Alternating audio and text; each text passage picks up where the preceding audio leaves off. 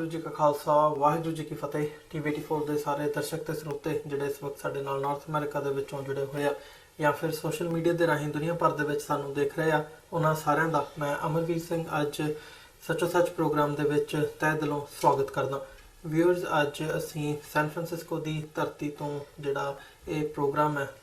ਸੱਚੋ ਸੱਚ ਲੈ ਕੇ ਤੁਹਾਡੀ ਕਚਹਿਰੀ ਦੇ ਵਿੱਚ ਹਾਜ਼ਰ ਹੋਏ ਆ। ਜਿਵੇਂ ਕਿ ਬੀਤੀ ਕੱਲ ਇੱਥੇ ਸੈਨ ਫਰਾਂਸਿਸਕੋ ਦੀ ਧਰਤੀ ਤੇ 6ਵਾਂ ਜਿਹੜਾ ਨਗਰ ਕੀਰਤਨ ਸੀ, ਫਰੀडम ਮਾਰਚ ਸੀ 1984 ਦੇ ਸ਼ਹੀਦਾਂ ਨੂੰ ਤੇ 5ਵੇਂ ਪਾਤਸ਼ਾਹ ਗੁਰੂ ਅਰਜਨ ਸਾਹਿਬ ਦੀ ਸ਼ਹਾਦਤ ਨੂੰ ਕਮੈਮੋਰੇਟ ਕਰਦਿਆਂ, ਉਹਨਾਂ ਨੂੰ ਯਾਦ ਕਰਦਿਆਂ, ਉਹਨਾਂ ਦੀ ਸ਼ਹਾਦਤ ਨੂੰ ਪ੍ਰਣਾਮ ਕਰਦਿਆਂ ਤੇ ਆਜ਼ਾਦੀ ਦੇ ਲਈ ਜਿਹੜੀ ਪੇਸ਼ਕਦਮੀ ਡਾਇਸਪੋਰਾ ਸਿੱਖਾਂ ਵੱਲੋਂ ਕੀਤੀ ਜਾ ਰਹੀ ਹੈ ਉਸ ਦੇ ਲਈ ਪ੍ਰੋੜਤਾ ਜਿਹੜੀ ਹੈ ਦੁਹਰਾਉਂਦਿਆਂ, ਪ੍ਰਣ ਦੁਹਰਾਉਂਦਿਆਂ ਜਿਹੜਾ ਇਹ ਮਾਰਚ ਸੀ ਕੱਢਿਆ ਗਿਆ, ਜਿਹਦੀ ਲਾਈਵ ਕਵਰੇਜ ਤੁਸੀਂ TV84 ਤੇ ਦੇਖੀ ਹੈ। ਸੋ ਉਸੇ ਸਬੰਧ ਦੇ ਵਿੱਚ ਅਸੀਂ ਇੱਥੇ TV84 ਦੀ ਟੀਮ ਸੈਨ ਫਰਾਂਸਿਸਕੋ ਆਏ ਹੋਏ ਸੀ। ਸੋ ਅੱਜ ਜਿਹੜਾ ਤੁਹਾਡੀ ਕਚਹਿਰੀ ਦੇ ਵਿੱਚ ਤੁਹਾਡੇ ਨਾਲ ਵਿਚਾਰਾਂ ਦੀ ਸਾਂਝ ਪਾਉਣ ਦੇ ਲਈ ਇੱਥੋਂ ਅਸੀਂ ਸੈਨ ਫਰਾਂਸਿਸਕੋ ਤੋਂ ਹੀ ਜਿਹੜਾ ਇਹ ਸੱਚੋ ਸੱਚ ਪ੍ਰੋਗਰਾਮ ਹੈ ਅੱਜ ਸੋਮਵਾਰ ਦਾ ਕਰਨ ਜਾ ਰਹੇ ਹਾਂ। ਸੋ ਅੱਜ ਜਿਹੜੇ ਰੀਸੈਂਟ ਇਸ਼ੂਜ਼ ਹੈਗੇ ਨੇ ਸਿੱਖ ਕੌਮ ਦੇ ਨਾਲ ਸੰਬੰਧਿਤ ਜਾਂ ਓਵਰਆਲ ਜਿਹੜੀਆਂ ਡਿਵੈਲਪਮੈਂਟਸ ਹੋਈਆਂ ਨੇ ਉਹ ਅਸੀਂ ਤੁਹਾਡੇ ਨਾਲ ਸਾਂਝੀਆਂ ਕਰਾਂਗੇ।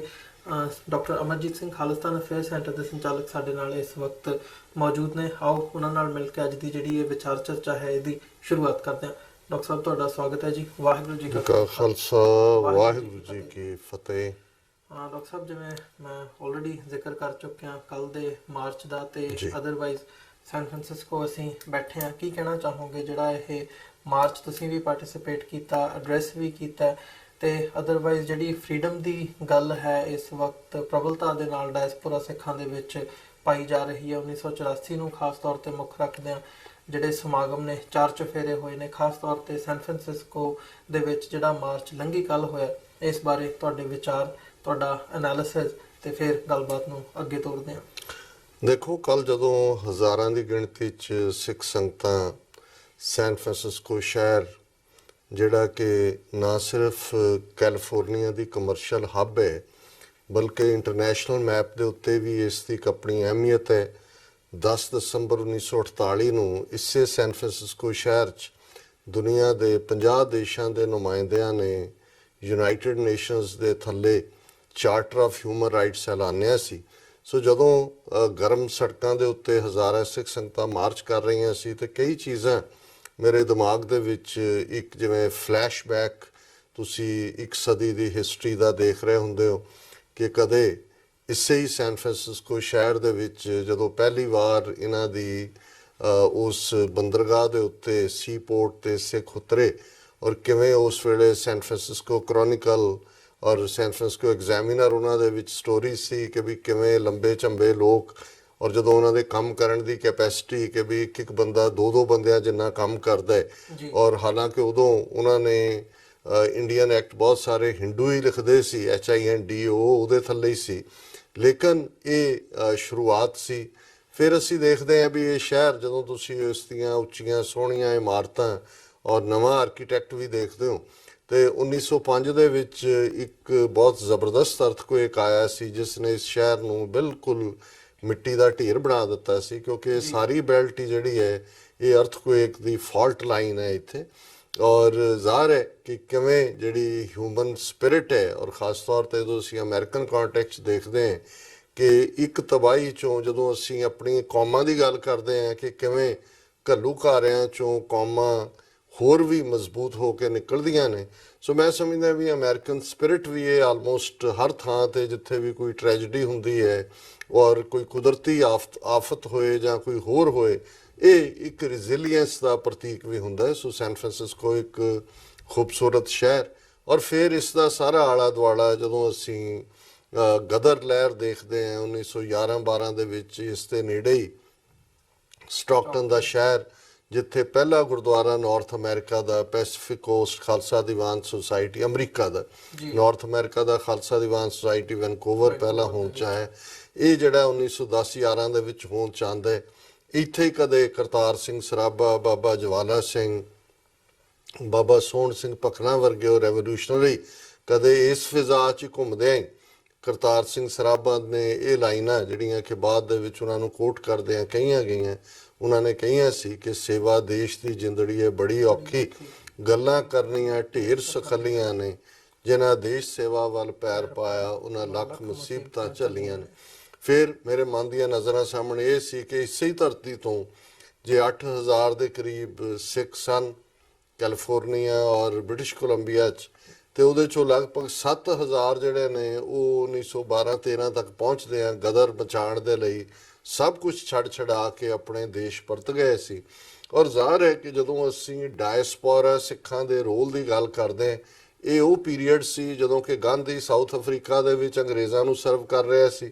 ਫਸਟ ਵਰਲਡ ਵਾਰ ਦੇ ਵਿੱਚ ਉਹ ਉਹਨਾਂ ਨੂੰ ਜਿਹੜਾ ਉਹਨਾਂ ਤੋਂ ਉਹਨੇ ਅਵਾਰਡ ਵੀ ਲਿਆ ਸੇਵਾ ਦਾ। ਔਰ ਭਾਰਤ ਦੇ ਵਿੱਚ ਕੋਈ ਵੀ ਇਸ ਕਿਸਮ ਦੀ ਮੂਵਮੈਂਟ ਜਿਹੜੀ ਆਜ਼ਾਦੀ ਦੀ ਗੱਲ ਕਰਦੀ ਹੋਏ ਉਹ ਤਾਂ ਦੂਰ ਦੀ ਗੱਲ, ਉੱਥੇ ਤਾਂ ਇੰਨਾ ਕੁ ਜ਼ਰੂਰ ਸੀ ਕਿ ਇਸ ਤੋਂ ਪਹਿਲਾਂ ਇੱਕ ਮੂਵਮੈਂਟ ਪੰਜਾਬ ਦੇ ਵਿੱਚ ਲਹਿੰਦੇ ਪੰਜਾਬ 'ਚ ਖਾਸ ਤੌਰ 'ਤੇ ਜਿੱਥੇ ਨਹਿਰੀ ਸਿਸਟਮ ਸੀ, ਪਗੜੀ ਸੰਭਾਲ ਹੋਈ ਜੱਟਾਂ ਦੀ ਚੱਲੀ। ਔਰ ਇਹ ਜਿਹੜੇ ਇੱਥੇ ਆਏ ਸਿੱਖ ਸਨ ਜਿਨ੍ਹਾਂ ਦੇ ਅੰਦਰ ਇਹ ਗੱਲ ਘਰ ਘਰ ਗਈ ਕਿਉਂਕਿ ਉਹਨਾਂ ਨੇ ਉੱਥੋਂ ਦਾ ਸਿਸਟਮ ਦੇਖਿਆ ਹੋਇਆ ਸੀ। ਔਰ ਇੱਥੇ ਆ ਕੇ ਜਦੋਂ ਉਹਨਾਂ ਨੇ ਆਜ਼ਾਦ ਮੁਲਕ ਅਮਰੀਕਾ ਦੇ ਵਿੱਚ, ਹਾਲਾਂ ਅਮਰੀਕਾ ਦੇ ਬਹੁਤ ਸਾਰੇ ਕਾਨੂੰਨ ਇਸ ਕਿਸਮ ਦੇ ਸਨ, ਉਹ ਆਪਣੀ ਜਾਇਦਾਦ ਨਹੀਂ ਸੀ ਖਰੀਦ ਸਕਦੇ ਔਰ ਉਹਨਾਂ ਨੂੰ ਕਿਸੇ ਹੋਰ ਦੇ ਨਾਂ ਦੇ ਉੱਤੇ ਹੀ ਖਰੀਦਣੀ ਪੈਂਦੀ ਸੀ। ਲੇਕਿਨ ਇਹਦੇ ਬਾਵਜੂਦ ਉਹਨਾਂ ਨੇ ਮਹਿਸੂਸ ਕਰ ਲਿਆ ਕਿ ਆਜ਼ਾਦੀ ਔਰ ਗੁਲਾਮੀ 'ਚ ਕੀ ਫਰਕ ਹੈ। ਸੋ ਮੈਂ ਸਮਝਦਾ ਹਾਂ ਵੀ ਅੱਜ ਜਦੋਂ ਅਸੀਂ ਸੈਨ ਫਰਾਂਸਿਸਕੋ ਦੇ 6ਵੇਂ ਫਰੀडम ਮਾਰਚ ਦੀ ਗੱਲ ਕਰ ਰਹੇ ਹਾਂ, ਗੁਰੂ ਅਰਜਨ ਸਾਹਿਬ ਦੀ ਸ਼ਹਾਦਤ ਨੂੰ ਵੀ ਸਮਰਪਿਤ ਔਰ ਘੱਲੂਘਾਰਾ 84 ਨੂੰ ਵੀ, ਸੋ ਇਹ ਵੀ ਇੱਕ ਰੈਜ਼ੀਲੀਅੰਸ ਸੀ। ਔਰ ਅੱਜ ਜਦੋਂ ਭਾਰਤ ਦੀ ਸਰਕਾਰ ਦੇ ਲਈ ਸਭ ਤੋਂ ਵੱਡੀ ਸਿਰਦਰਦੀ ਜਿਹੜੀ ਉਹਨਾਂ ਨੂੰ ਲੱਗਦੀ ਹੈ ਉਹ 5 ਮਿਲੀਅਨ ਸਿੱਖ ਡਾਇਸਪੋਰਾ ਨੇ, ਕਿਉਂਕਿ ਜਿਹੜਾ ਉਹਨਾਂ ਦੇ ਕਬਜ਼ੇ 'ਚ ਪੰਜਾਬ ਹੈ ਉਹਦੇ 'ਚ ਤਾਂ ਉਹਨਾਂ ਨੇ ਇੱਕ ਜਨਰੇਸ਼ਨ ਮਾਰ ਦਿੱਤੀ, ਇੱਕ ਡਰੱਗਸ ਦੇ ਹਵਾਲੇ ਕਰ ਦਿੱਤੀ। ਔਰ ਇਹ ਬਾਦਲ ਅਮਰਿੰਦਰ ਵਰਗੇ ਵਿਖੇ ਹੋਏ ਜਿਹੜੇ ਨੇ ਇਹ ਸਾਰਾ ਕਲੈਨ ਖੜਾ ਕੀਤਾ ਹੋਇਆ ਔਰ ਉਹ ਸਮਝਦੇ ਨੇ ਕਿ ਜੀ ਅਸੀਂ ਇਹਨਾਂ ਨੂੰ ਜਿਹੜਾ ਹੈ ਉਹ ਜਦੋਂ ਮਰਜ਼ੀ ਜਿਹਦੇ ਤੇ ਮਰਜ਼ੀ ਅਸੀਂ ਸੈਡੀਸ਼ਨ ਲਾ ਦਈਏ, ਦੇਸ਼ ਧਰੋਹ ਲਾ ਦਈਏ। ਲੇਕਿਨ ਮੈਂ ਸਮਝਦਾ ਵੀ ਇਹ ਜਿਹੜਾ ਖਾਸ ਤੌਰ ਤੇ 35ਵਾਂ ਵਰ੍ਹਾ ਹੈ ਇਸ ਘੱਲੂਘਾਰੇ ਦੀ ਯਾਦ ਦਾ, ਔਰ ਇਹ ਜ਼ਾਹਰ ਹੈ 2019 ਦਾ ਸਾਲ ਗੁਰੂ ਨਾਨਕ ਸਾਹਿਬ ਦੇ ਪ੍ਰਕਾਸ਼ ਪੁਰਬ ਦਾ 550ਵਾਂ ਸਾਲ ਵੀ ਹੈ। ਇਸ ਵਾਰ ਅਸੀਂ ਹੋਰ ਵੀ ਮਜ਼ਬੂਤ ਇਸ ਆਵਾਜ਼ ਨੂੰ ਦੇਖਿਆ। ਹਜ਼ਾਰਾਂ ਦੀ ਗਿਣਤੀ 'ਚ ਸਿੱਖਾਂ ਨੇ ਅੰਮ੍ਰਿਤਸਰ ਦੇ ਸ਼ਹਿਰਾਂ ਦੇ ਵਿੱਚ ਮਾਰਚ ਕੀਤਾ, ਖਾਲਿਸਤਾਨ ਜ਼ਿੰਦਾਬਾਦ ਝੰਡੇ ਚਾਰ ਚੁਫੇਰੇ ਨੇ ਔਰ ਉਹ YouTube ਤੇ ਜਾ ਕੇ ਦੇਖਿਆ ਜਾ ਸਕਦਾ। ਲੱਖਾਂ ਲੋਕਾਂ ਨੇ ਉਹਨੂੰ ਵਿਊ ਵੀ ਕੀਤਾ ਕਿਉਂਕਿ ਬਹੁਤਿਆਂ ਨੂੰ ਇਹ ਲੱਗਦਾ ਸੀ ਔਰ ਬਾਹਰ ਵੀ ਕਈ ਇਹ ਕਹਿਣਗੇ ਜੀ ਉੱਥੇ ਤਾਂ ਕੋਈ ਗੱਲ ਕਰਦਾ ਨਹੀਂ, ਤੁਸੀਂ ਇੱਥੇ ਹੀ ਗੱਲ ਕਰਦੇ ਹੋ। ਪਰ ਇਸ ਵਾਰ ਇਸ ਝੂਠ ਦਾ ਵੀ ਪਰਦਾ ਫਾਸ਼ ਕੀਤਾ। ਇਸੇ ਤਰ੍ਹਾਂ ਅਕਾਲ ਤਖਤ ਦੇ ਸਾਹਮਣੇ ਜਿਵੇਂ ਹਜ਼ਾਰਾਂ ਦੀ ਗਿਣਤੀ ਦੇ ਵਿੱਚ ਸਿੱਖ ਸੰਗਤਾਂ ਜੁੜੀਆਂ, ਇਹ ਵੀ ਆਪਣੇ ਆਪ ਦੇ ਵਿੱਚ ਇੱਕ ਬੜੀ ਪੋਜ਼ਿਟਿਵ ਗੱਲ ਸੀ। ਔਰ ਸੈਨ ਫਰਾਂਸਿਸਕੋ 'ਚ ਜਿਹੜਾ ਹਜ਼ਾਰਾਂ ਦੀ ਗਿਣਤੀ ਦੇ ਵਿੱਚ ਇਹ ਜਿਹੜਾ ਇਕੱਠ ਜਿਹੜਾ ਕਿ ਆਪਣੀ ਮੰਜ਼ਿਲ ਤੈਅ ਕਰਕੇ, ਹਾਲਾਂਕਿ ਬਹੁਤ ਲੰਬਾ ਮਾਰਚ ਨਹੀਂ ਹੁੰਦਾ ਲੇਕਿਨ ਪ੍ਰਾਈਮ ਜਿਹੜੀ ਕਮਰਸ਼ੀਅਲ ਸਾਈਟ ਆ ਉੱਥੋਂ ਗੁਜ਼ਰ ਕੇ ਸਿਵਕ ਸੈਂਟਰ ਦੇ ਨੇੜੇ ਆ ਕੇ ਉਹਦਾ ਐਂਡ ਹੁੰਦਾ ਔਰ ਫਿਰ ਸਿਵਕ ਸੈਂਟਰ 'ਚ ਵੱਡੀ ਸਟੇਜ ਲੱਗਦੀ ਹੈ ਜਿਹੜੀ ਕਿ ਲਗਭਗ 2-2.5 ਘੰਟੇ ਦੀ ਉਹ ਸਟੇਜ ਸੀ, ਜਿਸ ਤੋਂ ਸਾਨੂੰ ਵੀ ਐਡਰੈਸ ਕਰਨ ਦਾ ਮੌਕਾ ਮਿਲਿਆ। ਹੋਰ ਵੀ ਆਰਗੇਨਾਈਜੇਸ਼ਨਸ ਦੇ ਜਿਹੜੇ ਨੁਮਾਇੰਦੇ ਸੀ ਉਹਨਾਂ ਨੇ ਐਡਰੈਸ ਕੀਤਾ ਔਰ ਖਾਸ ਤੌਰ ਤੇ ਖਾਲਸੇ ਦੇ ਭੁਜੰਗੀ ਭੁਜੰਗਣਾ ਨੌਜਵਾਨ ਬੱਚੇ ਬੱਚੀਆਂ ਛੋਟੇ ਬੱਚੇ ਵੀ ਗੱਤਕੇ ਦੇ ਜ਼ੋਰ ਜਿਹੜੇ ਕਿ ਸਿੱਖ ਇਸ ਮਾਰਸ਼ਲ ਆਰਟ ਦੀ ਗੱਲ ਵੀ ਕਰਦੇ ਨੇ ਔਰ ਇਹ ਵੀ ਦੱਸਦੇ ਨੇ ਕਿ ਮੀਰੀ ਪੀਰੀ ਦਾ ਕਨਸੈਪਟ ਸਿੱਖੀ 'ਚ ਕਿਵੇਂ ਮੁਕੰਮਲ ਹੈ। ਸੋ ਅਸੀਂ ਕੁੱਲ ਮਿਲਾ ਕੇ ਕਿਉਂਕਿ ਇਹ ਆਲਮੋਸਟ ਪਿਛਲੇ ਸਾਰੇ ਪੀਰੀਅਡ ਦੇ ਵਿੱਚ ਪਹਿਲਾਂ ਖਾਲਸਾ ਸਾਜਨਾ ਦਿਵਸ ਦੀਆਂ ਪੈਰੇਡਸ ਹੋਈਆਂ ਨੇ ਔਰ ਲਿੰਕਨ ਮੈਮੋਰੀਅਲ ਦੇ ਉਸ 6 ਜੂਨ ਦੇ ਪਾਵਰਫੁਲ ਜਿਹੜਾ ਪ੍ਰੋਟੈਸਟ ਕਮ ਰੈਲੀ, ਸਾਵਰਨਟੀ ਰੈਲੀ, ਫਰੀडम ਰੈਲੀ ਤੋਂ ਬਾਅਦ ਇਹ ਬਹੁਤ ਵੱਡਾ ਸ਼ੋ ਆਫ ਸਟਰੈਂਥ ਸੀ। ਔਰ ਇਸ 'ਚੋਂ ਮੈਂ ਸਮਝਦਾ ਕਿ ਵੀ ਇਹ ਮੈਸੇਜ ਬਾਰ-ਬਾਰ ਜਿਹੜਾ ਦੁਨੀਆ ਭਰ ਦੇ ਵਿੱਚ ਜਾ ਰਿਹਾ ਕਿ ਸਿੱਖ ਹੁਣ ਡਿਟਰਮਿੰਡ ਨੇ ਆਪਣੇ ਫਾਦਰਲੈਂਡ, ਆਪਣੇ ਮਦਰਲੈਂਡ ਨੂੰ ਇੰਡੀਅਨ ਆਰਮੀ ਆਕੂਪੇਸ਼ਨ ਤੋਂ ਲਿਬਰੇਟ ਕਰਵਾਉਣ ਦੇ ਲਈ। ਸੋ ਜਿਵੇਂ ਤੁਸੀਂ ਬਾਹਰਲੇ ਸਿੱਖਾਂ ਦੀ ਗੱਲ ਕੀਤੀ ਹੈ ਕਿ ਸਿੱਖ ਡਿਟਰਮਿੰਡ ਨੇ ਲਿਬਰੇਸ਼ਨ ਦੇ ਲਈ, ਪੰਜਾਬ ਨੂੰ ਆਜ਼ਾਦ ਕਰਵਾਉਣ ਦੇ ਲਈ, ਪਰ ਜੇ ਬੈਕ ਹੋਮ ਦੇਖੀ ਜਾਵੇ ਸਥਿਤੀ ਇਸ ਵਕਤ, ਜਿਵੇਂ ਅਸੀਂ ਪਿਛਲੇ ਸ਼ੋਜ਼ ਦੇ ਵਿੱਚ ਵੀ ਜ਼ਿਕਰ ਕੀਤਾ ਜਾਂ ਅਦਰਵਾਈਜ਼ ਵੀ ਹੈ ਵੀ ਨਰਿੰਦਰ ਮੋਦੀ ਦੀ ਸਰਕਾਰ ਇਸ ਵਕਤ ਦੂਜੀ ਵਾਰ ਉਹਨਾਂ ਨੇ ਹਕੂਮਤ ਬਣਾਈ ਹੈ ਤੇ ਭਾਰਤ ਦੇ ਵਿੱਚ ਪੰਜਾਬ ਤੋਂ ਬਾਹਰ ਜਿਹੜੀ ਸਥਿਤੀ ਹੈ ਉਹ ਬੜੀ ਹੋਰ ਹੀ ਕਿਵੇਂ ਜਿਹੀ ਦੀ ਨਜ਼ਰ ਆਉਂਦੀ ਹੈ। ਖਤਰਨਾਕ ਜਿੱਦਾਂ ਦੇ ਰੁਝਾਨ ਵੀ ਦੇਖਣ ਨੂੰ ਮਿਲਦੇ ਨੇ, ਘਟਨਾਵਾਂ ਵੀ ਸਾਡੇ ਦੇਖਣ ਦੇ ਵਿੱਚ ਆਉਂਦੀਆਂ ਨੇ। ਜਿੱਥੇ ਅਸੀਂ 1984 ਦੀ ਗੱਲ ਕਰ ਰਹੇ ਹਾਂ, ਉੱਥੇ ਹੀ ਹੁਣ ਮਤਲਬ ਸ਼ਿਲੌਂਗ ਦੇ ਵਿੱਚ ਪਿਛਲੇ ਦਿਨਾਂ ਦੇ ਵਿੱਚ ਵੀ ਇਹ ਗੱਲ ਸਾਡੇ ਸਾਹਮਣੇ ਆਈ ਹੈ ਕਿ ਉੱਥੇ ਜਿਹੜੇ ਸਿੱਖ ਅੰਗਰੇਜ਼ਾਂ ਦੇ ਟਾਈਮ ਤੇ ਜਾ ਕੇ ਵਸੇ ਸੀ, ਉਹਨਾਂ ਨੂੰ ਕੱਢਣ ਦੀ ਜਿਹੜੀ ਲਾਈਨ ਹੈ ਉਹ ਦੇਖਣ ਨੂੰ ਮਿਲ ਰਹੀ ਹੈ। ਲੋਕਲ ਦੇ ਵਿੱਚ ਉੱਥੇ ਮੇਘਾਲਿਆ ਦੇ ਵਿੱਚ ਬੀਜੇਪੀ ਦੀ ਹਕੂਮਤ ਵੀ ਉੱਥੇ ਭਾਈਵਾਲੀ ਹੈਗੀ ਹੈ, ਤੇ ਉਹਨਾਂ ਵੱਲੋਂ ਉਹਨਾਂ ਦੇ ਜਿਹੜੇ ਲੋਕਲ ਕਰਿੰਦੇ ਹੈਗੇ ਆ, MLA ਆ, ਉਹਨਾਂ ਨੇ ਮਤਲਬ ਡਾਇਰੈਕਟਲੀ ਇਹ ਗੱਲ ਕਹੀ ਹੈ ਕਿ ਇੱਥੋਂ ਸਿੱਖਾਂ ਨੂੰ ਕੱਢਿਆ ਜਾਵੇ। ਤੇ ਉਹਨਾਂ ਨੇ ਵੋਟਾਂ ਵੀ ਇਸੇ ਗੱਲ ਦੇ ਉੱਤੇ ਜਿਹੜੀਆਂ ਨੇ ਉਹ ਹਾਸਲ ਕੀਤੀਆਂ ਨੇ ਕਿ ਅਸੀਂ ਸਿੱਖਾਂ ਨੂੰ ਇੱਥੋਂ ਕੱਢਾਂਗੇ ਤੇ ਸਾਨੂੰ ਵੋਟਾਂ ਪਾਓ। ਸੋ ਇੱਕ ਜਿਹੜਾ ਫਿਰਕੂ ਮਾਹੌਲ ਹੈ ਉਹ ਦੇਖਣ ਨੂੰ ਮਿਲ ਰਿਹਾ ਹੈ। ਸੋ ਕੀ ਸਮਝਦੇ ਹੋ ਕਿ ਜਿਹੜੀ ਇਹ ਸ਼ਿਲੌਂਗ ਦੀ ਘਟਨਾ ਹੈ ਇਹ ਸਿੱਖਾਂ ਦੇ ਲਈ ਕੀ ਮਾਇਨੇ ਰੱਖਦੀ ਹੈ ਤੇ ਸਿੱਖਾਂ ਨੂੰ ਇਹਦੇ ਤੋਂ ਕੀ ਸੇਧ ਲੈਣ ਦੀ ਲੋੜ ਹੈ? ਦੇਖੋ, ਬਹੁਤ ਵਾਰ ਜਦੋਂ ਅੰਗਰੇਜ਼ੀ ਰਾਜ ਦੀ ਗੱਲ ਹੁੰਦੀ ਹੈ ਤੇ ਇੱਕ ਗੱਲ ਜਿਹੜੀ ਅਸੀਂ ਆਪਣੇ ਸਕੂਲਾਂ 'ਚ ਔਰ ਦੂਸਰਿਆਂ 'ਚ ਵੀ ਪੜ੍ਹਦੇ ਰਹੇ ਕਿ ਜੀ ਅੰਗਰੇਜ਼ਾਂ ਨੇ ਜਿਹੜਾ ਰਾਜ ਕੀਤਾ ਹੈ, ਉਹਨਾਂ ਦੀ ਨੀਤੀ ਸੀ ਡਿਵਾਈਡ ਐਂਡ ਰੂਲ, ਜੀ ਵੰਡੋ ਤੇ ਰਾਜ ਕਰੋ। ਮੈਂ ਸਮਝਦਾ ਇਹ ਤਾਂ ਦੁਨੀਆ ਭਰ ਦੇ ਵਿੱਚ ਵੈਸੇ ਵੀ ਜਿਹਨੇ ਵੀ ਆਪਣਾ ਜੱਫਾ ਤਾਕਤ ਤੇ ਕਾਇਮ ਰੱਖਣਾ ਹੈ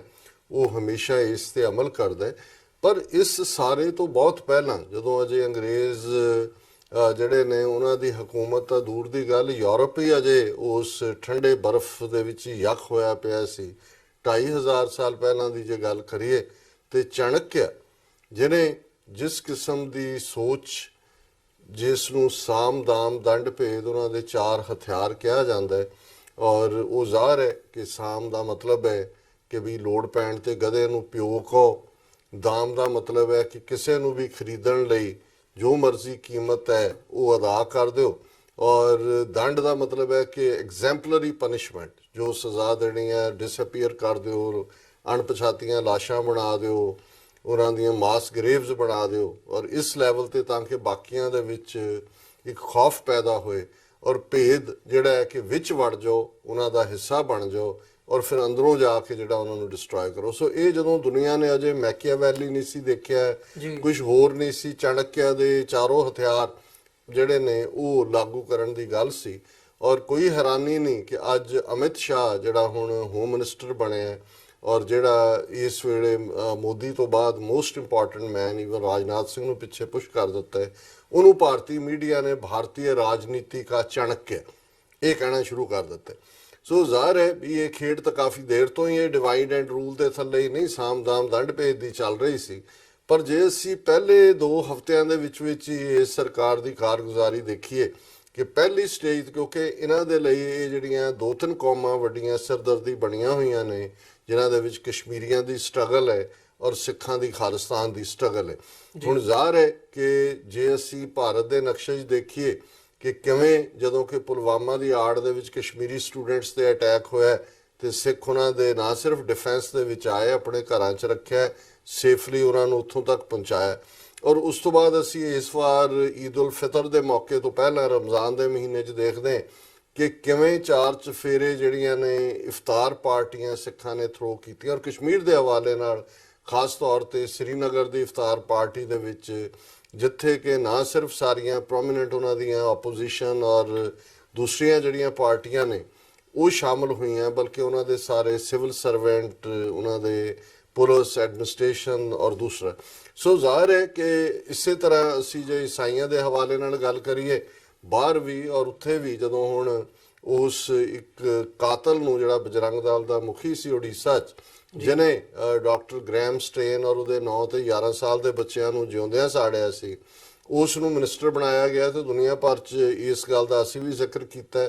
ਕਿ ਭਾਈ ਕਿਵੇਂ ਇੱਕ ਜਿਹੜਾ ਮਰਡਰਰ ਹੈ, ਕਾਤਲ ਹੈ, ਉਸ ਨੂੰ ਉਹਨਾਂ ਨੇ ਮਿਨਿਸਟਰ ਬਣਾਇਆ, ਈਸਾਈਆਂ ਦਾ ਕਾਤਲ। ਅਸੀਂ ਇੱਥੋਂ ਦੇ ਸਟੇਟ ਡਿਪਾਰਟਮੈਂਟ ਔਰ ਉਹਨਾਂ ਦੇ ਨੋਟਿਸ 'ਚ ਵੀ ਲਿਆਂਦਾ ਕਿ ਭਾਈ ਇਹ ਹਾਲ ਦੇਖ ਲਓ ਕਿ ਵੀ ਕੀ ਹੈ। ਔਰ ਮੈਨੂੰ ਯਾਦ ਹੈ ਵੀ ਕਨੈਟੀਕਟ ਦੇ ਜਿੱਥੇ ਕਿ ਜੂਨ ਦੇ ਮਹੀਨੇ ਨੂੰ ਸਿੱਖ ਰਿਮੈਂਬਰੈਂਸ ਮੰਥ ਦੇ ਤੌਰ ਤੇ ਐਲਾਨਿਆ ਗਿਆ, ਉਸ ਇਕੱਠ ਦੇ ਵਿੱਚ ਵੀ ਜਿੱਥੇ ਕਿ ਗਵਰਨਰ ਆਫ ਕਨੈਟੀਕਟ ਤੋਂ ਲੈ ਕੇ ਬਾਕੀਆਂ ਦੇ ਨੁਮਾਇੰਦੇ ਸੀ, ਮੈਂ ਐਡਰੈਸ ਕਰਦਿਆਂ ਕਿਹਾ ਸੀ ਕਿ ਵੀ ਚਲੋ ਸਾਡੀ ਗੱਲ ਤਾਂ ਸਮਝ ਨਹੀਂ ਆਉਂਦੀ ਤੁਹਾਨੂੰ, ਪਰ ਆਹੀ ਤੁਸੀਂ ਦੇਖ ਲਓ ਵੀ ਈਸਾਈ ਔਰ ਇਸ ਲੈਵਲ ਦਾ ਬੰਦਾ ਡਾਕਟਰ ਸਟੇਨ ਵਰਗਾ ਜਿਹਨੇ ਲੈਪਰੋਸੀ ਪੇਸ਼ੈਂਟਸ ਦੇ ਵਿੱਚ 30 ਸਾਲ ਕੰਮ ਕੀਤਾ ਸੀ, ਜਿਹੜਾ ਉਹਦਾ ਕਾਤਲ ਹੈ ਉਹ ਮਿਨਿਸਟਰ ਹੈ। ਸੋ ਜ਼ਾਹਰ ਹੈ ਕਿ ਜੇ ਹੁਣ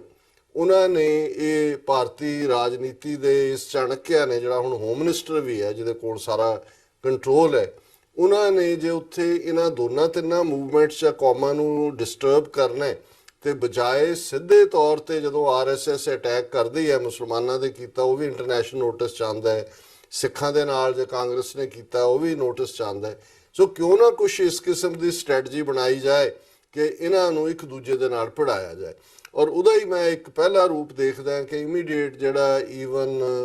ਉਸ ਕਰਤਾਰਪੁਰ ਸਾਹਿਬ ਦੇ ਹਵਾਲੇ ਨਾਲ ਉਸ ਜ਼ਿਲ੍ਹੇ ਦੇ ਵਿੱਚ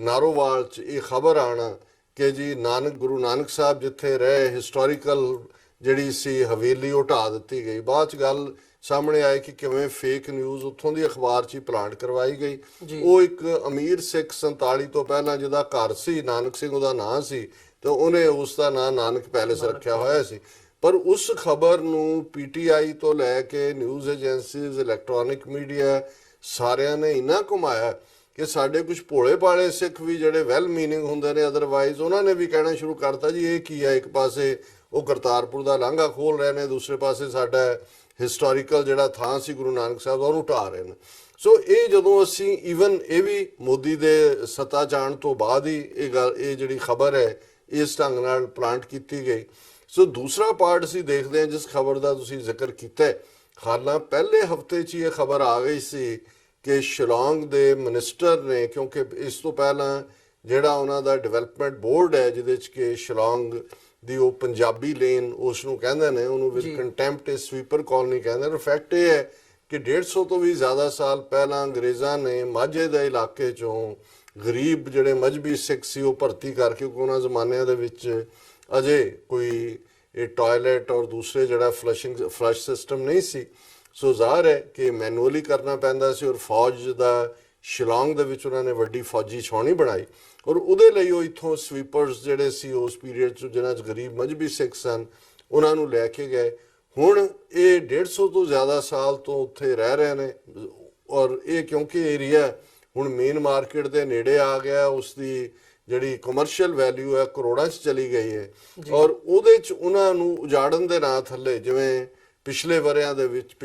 ਦੇ ਵਿੱਚ ਇਹ ਦੇਖਣ 'ਚ ਆਇਆ ਸੀ ਕਿ ਕਿਵੇਂ ਇੱਕ ਬੱਸ ਡਰਾਈਵਰ ਨੇ ਆ ਕੇ ਉੱਥੇ ਇੱਕ ਬੱਚੀ ਦੇ ਨਾਲ ਜਿਹੜੀ ਹੈ ਉਹ ਛੇੜਛਾੜ ਕੀਤੀ, ਉਹ ਇਕੱਠੇ ਹੋ ਕੇ ਲੋਕਾਂ ਨੇ ਉਹਨਾਂ ਨੂੰ ਭਜਾਇਆ, ਫਿਰ ਕਿਵੇਂ ਹਮਲਾ ਹੋਇਆ ਔਰ ਉਹਨਾਂ ਨੇ ਆਪਣੇ ਆਪ ਨੂੰ ਡਿਫੈਂਡ ਕੀਤਾ ਔਰ ਦੁਨੀਆ ਭਰ ਦੀ ਸਿੱਖ ਕੌਮ ਉਹਨਾਂ ਦੇ ਰੈਸਕਿਊ ਦੇ ਉੱਤੇ ਪਹੁੰਚੀ। ਔਰ ਇਸ ਵੇਲੇ ਜਿਹੜਾ ਈਵਨ ਉਹਨਾਂ ਦੇ ਮੇਘਾਲਿਆ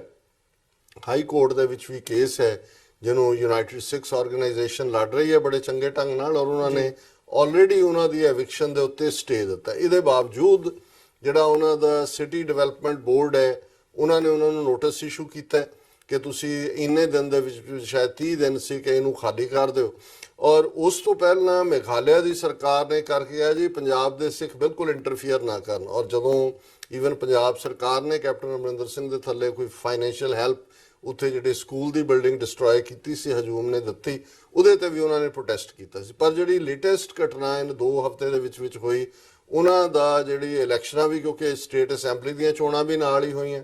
ਔਰ ਉਹ ਜਿਹੜਾ ਐਮਐਲਏ ਆ ਉਹ ਜਿੱਤਿਆ ਹੀ ਇਸ ਪਲੈਂਕ ਦੇ ਉੱਤੇ ਕਿ ਮੈਂ ਇਹਨਾਂ ਨੂੰ ਕੱਢਾਂਗਾ। ਔਰ ਨਾਲ ਦੀ ਨਾਲ ਮੇਘਾਲਿਆ ਦਾ ਜਿਹੜਾ ਕੰਸਰਨ ਮਿਨਿਸਟਰ ਹੈ ਜਿਹਨੇ ਇੱਕ ਸਬ ਕਮੇਟੀ ਬਣਾ ਕੇ ਰਿਪੋਰਟਿੰਗ ਕੀਤੀ ਕਿ ਜੀ ਰਜਿਸਟ੍ਰੇਸ਼ਨ ਕਰਾਓ, ਕੌਣ ਕੀ ਹੈ, ਆਪਣੇ ਡਾਕੂਮੈਂਟ ਦਿਖਾਓ, ਉਹਨੇ ਵੀ ਕਿਹਾ ਜੀ ਕੋਈ ਇੱਥੇ ਜਿਹੜਾ ਹੈ ਉਹ ਕੋਈ ਇੰਟਰਫੀਅਰ ਨਾ ਕਰੇ ਔਰ ਇਹ ਡਿਵੈਲਪਮੈਂਟ ਬੋਰਡ ਆਪਣੇ ਆਪ 'ਚ ਇੰਡੀਪੈਂਡੈਂਟ ਹੋਏਗਾ। ਔਰ 2 ਦਿਨ ਪਹਿਲਾਂ ਹੀ ਇਹ ਖਬਰ ਵੀ ਸਾਹਮਣੇ ਆਈ ਕਿ ਉੱਥੋਂ ਦਾ ਇੱਕ ਜਿਹੜਾ ਕਿਉਂਕਿ ਉੱਥੇ ਮੁੱਖ ਕਬੀਲਾ ਈਸਾਈ ਮੈਜੋਰਟੀ ਸਟੇਟ ਹੈ ਔਰ ਮੁੱਖ ਕਬੀਲਾ ਉਹਨਾਂ ਦਾ ਖਾਸੀ ਕਬੀਲਾ ਹੈ, ਉਹਨਾਂ ਦੀ ਜਿਹੜੀ ਇੱਕ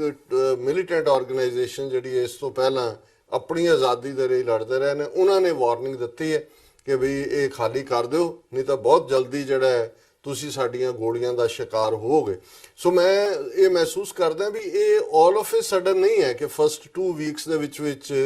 ਇਹ ਡਿਵੈਲਪਮੈਂਟ ਸਾਨੂੰ ਕਸ਼ਮੀਰ ਦੇ ਹਵਾਲੇ ਨਾਲ ਕਸ਼ਮੀਰ ਦੇ ਸਾਰੇ ਵਜ਼ੀਰ ਜਿਹੜੇ ਉਹਨਾਂ ਦਾ ਗਵਰਨਰ ਰੂਲ ਹੈ ਉਹ ਦਿੱਲੀ ਜਾ ਕੇ ਕਹਿੰਦੇ ਨੇ ਜੀ ਡੀਲਿਮਿਟਾਈਜੇਸ਼ਨ ਕਰ ਦਿਓ ਕਿ ਜੀ ਜੰਮੂ ਦੇ ਉੱਤੇ ਔਰ ਦੂਸਰੇ ਜਿਹੜੀ 2022 ਤੱਕ ਪਾਬੰਦੀ ਹੈ ਜੰਮੂ ਕਸ਼ਮੀਰ 'ਚ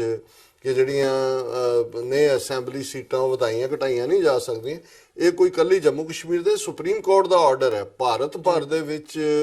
ਜਿਹੜਾ ਉਹਨਾਂ ਦਾ ਇਲੈਕਸ਼ਨ ਕਮਿਸ਼ਨ ਹੈ ਉਸ ਦੇ ਉੱਤੇ ਪਾਬੰਦੀ ਹੈ ਕਿ ਉਹ 2022 ਤੱਕ ਜਿਹੜਾ ਉਹਨੂੰ ਡੀਲਿਮਿਟ ਨਹੀਂ ਕਰ ਸਕਦਾ। ਉਸ ਤੋਂ ਬਾਅਦ ਕਿਉਂਕਿ ਆਬਾਦੀ ਵੱਧਦੀ ਰਹਿੰਦੀ ਹੈ ਔਰ ਉਹਦੇ ਮੁਤਾਬਕ ਨਵੀਆਂ ਸੀਟਾਂ ਕ੍ਰੀਏਟ ਹੁੰਦੀਆਂ ਨੇ। ਪਰ ਨਾਲ ਦੀ ਨਾਲ ਇਹ ਅਮਿਤ ਸ਼ਾਹ ਤੱਕ ਹੋਇਆ ਕਿ ਜੀ ਪਹੁੰਚ ਹੁੰਦੀ ਹੈ, ਕਿਉਂਕਿ ਇਹਨਾਂ ਨੇ ਇਹ ਥਰੋ ਕੀਤਾ ਕਿ ਉਹਨੂੰ ਜੰਮੂ ਦੀਆਂ ਸੀਟਾਂ ਵਧਾਓ। ਮਕਸਦ ਇਹ ਹੈ ਕਿ ਵੀ ਜਦੋਂ ਤੱਕ ਆਰਟੀਕਲ 35A ਜਾਂ 370 ਨੂੰ ਕੋਈ ਇਹਨਾਂ ਨੇ ਸੁਪਰੀਮ ਕੋਰਟ ਰਾਹੀਂ ਚੇਂਜ ਵੀ ਕਰਾਉਣਾ ਹੈ, ਉਸ ਤੋਂ ਪਹਿਲਾਂ ਹੀ ਇਸ ਕਿਸਮ ਦੇ ਹਾਲਾਤ ਪੈਦਾ ਕਰ ਦਿਓ। ਕਿਉਂਕਿ ਹੁਣ ਜੰਮੂ ਔਰ ਲਦਾਖ ਦੀਆਂ ਪਾਰਲੀਮੈਂਟ ਦੀਆਂ 3 ਸੀਟਾਂ ਇਹਨਾਂ ਨੇ ਕਾਬੂ ਕੀਤੀਆਂ ਕਿ ਉੱਥੇ ਤੁਸੀਂ ਕਰ ਦਿਓ ਔਰ ਇੰਨੀਆਂ ਸੀਟਾਂ ਇਹਨਾਂ ਦੀਆਂ ਬਣਾ ਦਿਓ ਕਿ ਕਸ਼ਮੀਰ ਦੇ ਵਿੱਚ ਜਿੱਥੇ ਕਿ ਮੁਸਲਮਾਨ ਮੈਜੋਰਿਟੀ ਸੀਟਾਂ ਚੋਂ ਜਿੱਤ ਕੇ ਹੀ ਜੰਮੂ ਕਸ਼ਮੀਰ ਦੀ ਅਸੈਂਬਲੀ ਦਾ ਡਿਸੀਜਨ ਹੁੰਦਾ ਹੈ ਕਿ ਕੌਣ ਚੀਫ ਮਿਨਿਸਟਰ ਬਣੇਗਾ, ਉਹ ਸਾਰਾ ਸੈਂਟਰ ਆਫ ਪਾਵਰ ਹੀ ਬਦਲ ਦਿਓ। ਔਰ ਨਾਲ ਦੀ ਨਾਲ ਮੇਘਾਲਿਆ ਦੀ ਇਹ ਜਿਹੜੀ ਡਿਵੈਲਪਮੈਂਟ ਹੈ ਬੜੀ ਖਤਰਨਾਕ ਡਿਵੈਲਪਮੈਂਟ ਹੈ, ਕਿਉਂਕਿ ਆਲਰੇਡੀ ਪੰਜਾਬ 'ਚ 2-3 ਵਾਰ ਇਹ ਕੋਸ਼ਿਸ਼ਾਂ ਹੋਈਆਂ। ਸਾਨੂੰ ਵੀ ਐਨੋਨਿਮਸ ਕਿਸਮ ਦੀਆਂ ਜਿਨ੍ਹਾਂ ਦੀ ਤੁਸੀਂ ਜਦੋਂ ਆਈਡੀ ਚੈੱਕ ਕਰਦੇ ਹੋ ਤਾਂ ਫੇਕ 'ਚ ਨਿਕਲਦੀ ਹੈ, ਇਹ ਲਿਖਤਾਂ ਆਈਆਂ ਜੀ ਤੁਸੀਂ ਆਰਐਸਐਸ ਤੇ ਦੂਜੇ ਦਾ ਬੜਾ ਰੌਲਾ ਪਾਉਂਦੇ ਹੋ। ਤੁਸੀਂ ਪੰਜਾਬ ਦੇ ਵਿੱਚ ਦੇਖੋ ਕਿਵੇਂ ਜਿਹੜੇ ਨੇ ਕ੍ਰਿਸਚਨ ਜਿਹੜੇ ਨੇ ਉਹ ਕਨਵਰਟ ਕਰ ਰਹੇ ਨੇ ਸਿੱਖਾਂ ਨੂੰ, ਤੁਸੀਂ ਉਹਨਾਂ ਦੇ ਖਿਲਾਫ ਕਿਉਂ ਨਹੀਂ? ਸੋ ਇਹਨਾਂ ਦੀ ਕੋਸ਼ਿਸ਼ ਸੀ ਕਿ ਜਿਵੇਂ ਇਹਨਾਂ ਨੇ ਉੜੀਸਾ 'ਚ ਡਾਕਟਰ ਸਟੇਨ ਵਰਗਾ ਹਾਲ ਹਜ਼ਾਰਾਂ ਈਸਾਈਆਂ ਦਾ ਕੀਤਾ, ਬਾਕੀ ਭਾਰਤ ਭਰ 'ਚ ਮੁਸਲਮਾਨਾਂ ਦਾ ਹੋ ਰਿਹਾ, ਵੀ ਸਿੱਖਾਂ ਨੂੰ ਪੰਜਾਬ ਦੇ ਵਿੱਚ ਵੀ ਇਹਨਾਂ ਨੇ ਮੁਸਲਮਾਨਾਂ ਦੇ ਖਿਲਾਫ ਭੜਕਾਉਣ ਦੀ ਕੋਸ਼ਿਸ਼ ਕੀਤੀ। ਜਿਵੇਂ ਇਹ ਗੱਲ ਸਾਹਮਣੇ ਆਈ ਸੀ ਕਿ ਮਲੇਰਕੋਟਲਾ ਦੇ ਵਿੱਚ ਜਦੋਂ ਕੁਰਾਨ ਸ਼ਰੀਫ ਨੂੰ ਦੀ ਬੇਹੁਰਮਤੀ ਕੀਤੀ ਗਈ ਔਰ ਉਹ ਜਿਹੜੇ ਥਾਣੇਦਾਰ ਨੇ ਚੇਸ ਕਰਕੇ ਪਠਾਨਕੋਟ ਤੱਕ ਪਹੁੰਚਿਆ ਤਾਂ ਵਿਸ਼ਵ ਹਿੰਦੂ ਪਰਿਸ਼ਦ ਦੇ ਹੀ ਬੰਦੇ ਸੀ ਜਿਹੜੇ ਕਰ ਰਹੇ ਸੀ। ਸੋ ਇਹਨਾਂ ਨੂੰ ਇਹ ਚੰਗਾ ਨਹੀਂ ਲੱਗਦਾ ਕਿ ਮਲੇਰਕੋਟਲੇ ਦੇ ਵਿੱਚ ਹੀ ਨਹੀਂ, ਹੁਣ ਪੰਜਾਬ ਦੇ ਬਾਕੀ ਥਾਵਾਂ ਤੇ ਵੀ, ਕਿਉਂਕਿ ਮਾਈਗ੍ਰੈਂਟ ਲੇਬਰ ਹੈ ਬਹੁਤ ਸਾਰੀਆਂ ਮਸੀਤਾਂ ਦੇ ਵਿੱਚ, ਜਿਵੇਂ ਇਸ ਵਾਰ ਵੀ ਅਸੀਂ ਦੇਖਿਆ ਵੀ ਈਦ ਦੀ ਵਧਾਈ ਵੀ ਚੀਫ ਮਿਨਿਸਟਰ ਲੈਵਲ ਤੇ ਦਿੱਤੀ ਗਈ ਔਰ ਬਹੁਤ ਸਾਰੀਆਂ ਥਾਵਾਂ ਦੇ ਉੱਤੇ ਪ੍ਰੋਪਰ ਜਿਵੇਂ ਪ੍ਰੇਅਰ ਹੁੰਦੀ ਹੈ ਉਹ ਵੀ ਹੋਈ। ਸੋ ਇਹਨਾਂ ਦਾ ਇੱਕ ਪਾਸੇ ਯਤਨ ਇਹ ਹੈ ਔਰ ਹੁਣ ਇਹ ਈਸਾਈਆਂ ਦੇ ਨਾਲ ਜਿਹੜਾ ਸਾਡਾ ਸਿੱਧਾ ਟਕਰਾਅ ਕਰਨ ਦੀ ਲਾਈਨ, ਔਰ ਇਹਦੇ ਬਾਵਜੂਦ ਕਿ ਮੇਘਾਲਿਆ ਹਾਈ ਕੋਰਟ ਦਾ ਫੈਸਲਾ ਸਿੱਖਾਂ ਦੇ ਹੱਕ 'ਚ ਹੈ, ਇਹ ਜਿਹੜੀ ਪ੍ਰੋਵੋਕੇਸ਼ਨ, ਇਸ ਗੱਲ ਦਾ ਧਿਆਨ ਰਹੇ ਇਸ ਵੇਲੇ 7 ਦੀਆਂ 7 ਨਾਰਥ ਈਸਟ ਦੀਆਂ ਜਿਹੜੀਆਂ ਸਟੇਟਾਂ ਨੇ ਉਹ ਬੀਜੇਪੀ ਦੇ, ਉਹਨਾਂ ਦੇ ਵਿੱਚ ਕਿਤੇ ਆਸਾਮ ਦੇ ਵਿੱਚ ਉਹਨਾਂ ਦੀ ਸਿੱਧੀ ਹਕੂਮਤ ਹੈ, ਬਾਕੀ ਥਾਵਾਂ ਦੇ ਉੱਤੇ ਉਹਨਾਂ ਦੇ ਨਾਲ ਉਹਨਾਂ ਦੀ ਭਾਈਵਾਲੀ ਹੈ। ਸੋ ਇਹ ਬੜੀ ਖਤਰਨਾਕ ਲਾਈਨ ਹੈ ਔਰ ਸਾਨੂੰ ਇਸ ਤੋਂ ਬਹੁਤ ਖਬਰਦਾਰ ਹੋਣ ਦੀ ਲੋੜ ਹੈ। ਜੀ ਬਿਲਕੁਲ ਡਾਕਟਰ ਸਾਹਿਬ, ਜਿਵੇਂ ਮਾਈਨੋਰਿਟੀਜ਼ ਦੇ ਪ੍ਰਤੀ ਇੱਦਾਂ ਦਾ ਰਵੱਈਆ ਦੇਖਣ ਨੂੰ ਮਿਲ ਰਿਹਾ ਹੈ ਤੇ ਉਹਦੇ ਵਿੱਚ ਜਦੋਂ ਇੱਦਾਂ ਦੇ ਕੇਸਿਸ ਸਾਹਮਣੇ ਆਉਂਦੇ ਨੇ ਤੇ ਐਂ ਜਾਪਦਾ ਵੀ ਜਿਵੇਂ ਜਿਹੜਾ ਸਾਰਾ ਹੀ ਸਿਸਟਮ ਹੁੰਦਾ ਉਹ ਐਡਮਿਨਿਸਟ੍ਰੇਸ਼ਨ ਹੋਵੇ, ਉਹ ਪੋਲੀਟੀਕਲ ਉਹਨਾਂ ਦੇ ਦੀਆਂ ਪਾਰਟੀਆਂ ਹੋਣ ਜਾਂ ਪੁਲਿਸ ਐਡਮਿਨਿਸਟ੍ਰੇਸ਼ਨ ਹੋਵੇ, ਜੁਡੀਸ਼ਰੀ ਤੱਕ, ਮੀਡੀਆ ਤੱਕ, ਸਾਰੇ ਇਨਵੋਲਵ ਹੋ ਕੇ ਉਹ ਇੱਕ ਪਾਸੜ ਜਿਹੜੀ ਲਾਈਨ ਹੈਗੀ ਆ ਉਹ ਲੈਂਦੇ ਆ। ਪਰ ਜਿੱਥੇ ਹਿੰਦੂਤਵਾਦ ਦੀ ਗੱਲ ਆਉਂਦੀ ਹੈ ਜਾਂ ਹਿੰਦੂਤਵਾਦ ਦੇ ਨਾਲ ਸੰਬੰਧਿਤ ਬੰਦਿਆਂ ਦੀ ਗੱਲ ਆਉਂਦੀ ਹੈ, ਜਿਵੇਂ ਹੁਣ ਕਠੂਆ ਰੇਪ ਕੇਸ ਦਾ ਜਿਹੜਾ ਫੈਸਲਾ ਹੈ ਇਹ ਸਾਡੇ ਸਾਹਮਣੇ ਆਇਆ ਹੈ, ਮਤਲਬ ਹੁਣ ਇਦਾਂ ਦੀਆਂ ਜਿਹੜੀਆਂ ਘਟਨਾਵਾਂ ਨੇ ਇਹਨਾਂ ਨੂੰ ਤੁਸੀਂ ਕ੍ਰਿਮੀਨਲ ਐਂਗਲ ਤੋਂ ਦੇਖੋਗੇ ਜਾਂ ਇਹਨਾਂ ਨੂੰ ਤੁਸੀਂ ਇਸ ਕਲਚਰ ਦੀ ਮਾਨਸਿਕਤਾ ਦੇ ਨਾਲ ਜੋੜ ਕੇ ਦੇਖੋਗੇ? ਇਹ ਕਲਚਰ ਦੇ ਵਿੱਚੋਂ ਹੀ ਜਿਹੜੀਆਂ ਪਿੱਛੇ ਜੇ ਬੈਕਗਰਾਉਂਡ ਦੇ ਵਿੱਚ ਜਾਣਾ ਹੋਵੇ ਵੀ ਇਹ ਇਹਨਾਂ ਦੀਆਂ ਜਿਹੜੀਆਂ ਰੂਟਸ ਨੇ ਇਹ ਉਸੇ ਕਲਚਰ ਦੇ ਵਿੱਚੋਂ ਜਾਂ ਉਸੇ ਆਈਡੀਓਲੋਜੀ ਦੇ ਵਿੱਚੋਂ ਸਾਹਮਣੇ ਆਉਂਦੀਆਂ ਨੇ, ਜਾਂ ਇਹਨਾਂ ਨੂੰ ਜਸਟ ਤੁਸੀਂ ਇੱਕ ਕ੍ਰਿਮੀਨਲ ਤੌਰ ਤੇ ਦੇਖਦੇ ਹੋ ਵੀ law and order the problem ਹੈ ਜਾਂ ਜਿਵੇਂ ਨਾਰਮਲ ਕਿਹਾ ਜਾਂਦਾ, ਪ੍ਰਚਾਰਿਆ ਵੀ ਜਾਂਦਾ? ਕਿਵੇਂ ਦੇਖਦੇ ਹੋ ਇਹ ਸਾਰੇ ਪਾਰਟ ਨੇ? ਦੇਖੋ, ਇਸ ਗੱਲ ਦੇ ਲਈ ਸਾਨੂੰ ਜਿਹੜੀ ਇਨਸਾਨੀ ਜ਼ਹਿਨੀਅਤ ਹੈ ਜਿਹਨੂੰ ਅਸੀਂ ਸਾਈਕੀ ਕਹਿੰਦੇ ਹਾਂ ਉਸ ਨੂੰ ਸਮਝਣਾ ਹੋਏਗਾ। ਬਹੁਤ ਵਾਰ ਇੱਕ ਜਿਹੜੀ ਟਰਮ ਜਾਂ ਇੱਕ ਐਕਸਪ੍ਰੈਸ਼ਨ ਜਿਹੜੀ ਮਨੋਵਿਗਿਆਨ ਜਾਂ ਸਾਈਕੋਲੋਜੀ ਦੀ ਦੁਨੀਆ ਦੇ ਵਿੱਚ ਵਰਤੀ ਜਾਂਦੀ ਹੈ, ਮਾਸ ਹਿਸਟੀਰੀਆ। ਜੀ, ਮਾਸ ਹਿਸਟੀਰੀਆ ਇਸ ਗੱਲ ਨੂੰ ਦਰਸਾਉਂਦਾ ਹੈ ਕਿ ਜਦੋਂ ਤੁਸੀਂ ਇੱਕ ਖਾਸ ਪਿੱਚ ਦੇ ਉੱਤੇ ਇੱਕ ਖਾਸ ਤਰੀਕੇ ਦੇ ਨਾਲ ਕਿਸੇ ਗੱਲ ਨੂੰ ਬਾਰ-ਬਾਰ ਜਿਹੜਾ ਹੈ ਉਹ ਲੋਕਾਂ ਦੇ ਵਿੱਚ ਸੁੱਟਦੇ ਹੋ ਤੇ ਉਹ ਮਾਸਿਸ ਵੀ ਉਸ ਦੇ ਉੱਤੇ ਯਕੀਨ ਕਰਨ ਲੱਗ ਜਾਂਦੇ ਨੇ। ਉਹ ਹਿਸਟੈਰਿਕ ਵਾਂਗ ਉਹ ਇਹ ਸਮਝਦੇ ਨੇ ਵੀ ਇਹ ਝੂਠ ਹੋ ਨਹੀਂ ਸਕਦਾ ਔਰ ਉਸ ਦੇ ਉੱਤੇ ਫਿਰ ਇੱਕ ਤੋਂ ਬਾਅਦ ਇੱਕ ਜਿਹਨੂੰ ਨਹੀਂ ਵੀ ਕੁਝ ਨਜ਼ਰ ਆ ਰਿਹਾ ਹੁੰਦਾ ਉਹ ਵੀ ਇਹ ਕਹਿੰਦਾ ਹਾਂ ਮੈਨੂੰ ਇਹ ਨਜ਼ਰ ਆ ਰਿਹਾ ਵੀ ਇਹ ਇਵੇਂ। ਦੂਸਰਾ ਅਸੀਂ ਜਿਸ ਨੂੰ ਮੌਬ ਮੈਂਟੈਲਿਟੀ ਕਹਿੰਦੇ, ਹੁਣ ਮੌਬ ਦੇ ਵਿੱਚ ਅੱਗੇ ਲੱਗ ਕੇ ਕੌਣ ਕੀ ਕਰ ਰਿਹਾ ਉਹ ਪਿਛਲੇ ਨੂੰ ਨਜ਼ਰ ਵੀ ਨਹੀਂ ਆ ਰਿਹਾ ਹੁੰਦਾ, ਪਰ ਅੱਗੋਂ ਜੋ ਗੱਲ ਕਹਿ ਕੇ ਧੁਮਾਈ ਜਾਂਦੀ ਹੈ ਕਿ ਜੀ ਇਸ ਨੇ ਇਹ ਕੰਮ ਕੀਤਾ ਜਾਂ ਕੋਈ ਕਰਮ ਕੀਤਾ ਜਾਂ ਗਾਂ ਮਾਰ ਦਿੱਤੀ ਜਾਂ ਦੂਜਾ, ਤੇ ਸਾਰੇ ਹੀ ਜਿਹੜੇ ਨੇ ਉਹ ਬਿਨਾਂ ਦੇਖੇ ਉਸ ਦੇ ਪਿੱਛੇ ਪੈ ਕੇ ਉਸ ਨੂੰ ਮਾਰ ਦਿੰਦੇ ਨੇ। ਮੌਬ ਲਿੰਚਿੰਗ ਹੋਏ, ਇਹ ਮੌਬ ਮੈਂਟੈਲਿਟੀ ਹੁੰਦੀ। ਜੇ ਅਸੀਂ ਕੁੱਲ ਮਿਲਾ ਕੇ, ਮੈਂ ਤਾਂ ਹੁਣ ਪਿਛਲੇ ਕਿਉਂਕਿ 30-35 ਸਾਲ ਤੋਂ ਹੀ ਨਹੀਂ, ਇਸ ਤੋਂ ਵੀ ਜ਼ਿਆਦਾ ਵਕਤ ਤੋਂ ਕਾਫੀ ਕਲੋਜ਼ਲੀ ਸਾਰੀ ਡਿਵੈਲਪਮੈਂਟਸ ਨੂੰ ਮੋਨੀਟਰ ਕੀਤਾ ਹੈ। ਕੁਝ ਡਿਵੈਲਪਮੈਂਟਸ ਦਾ ਪੰਜਾਬ 'ਚ ਅਸੀਂ ਹਿੱਸਾ ਵੀ ਰਹੇ, ਬਾਹਰ ਲਗਭਗ 30 ਸਾਲ ਤੋਂ ਇਸ ਨੂੰ ਅਸੀਂ ਡੇ ਟੂ ਡੇ ਵੀ ਦੇਖਦੇ ਹਾਂ। ਮੈਂ ਦੇਖਦਾ ਵੀ ਕਿਵੇਂ RSS ਨੇ ਜਿਹੜਾ ਬੜੀ ਮਾਈਨਿਊਟਲੀ ਹਿਊਮਨ ਸਾਈਕੀ ਦੇ ਮੁਤਾਬਕ, ਔਰ ਉਹਦੇ 'ਚ ਮੈਂ ਅਕਸਰ ਬਾਰ-ਬਾਰ ਇਹ ਰਿਪੀਟ ਕਰਦਾ ਕਿ ਕਿਵੇਂ ਨਾਜ਼ੀ ਜਰਮਨੀ ਦੀ ਤਰਜ਼ ਦੇ ਉੱਤੇ ਆਰਗੇਨਾਈਜੇਸ਼ਨ ਹੋਣ 'ਚ ਆਈ, ਕਿਵੇਂ ਉਹਨਾਂ ਨੇ ਆਪਣਾ ਇਨਫਰਾਸਟ੍ਰਕਚਰ ਬਿਲਡ ਕੀਤਾ, ਕਿਵੇਂ ਗ੍ਰਾਸ ਰੂਟ ਲੈਵਲ ਤੋਂ ਜਿਹੜੇ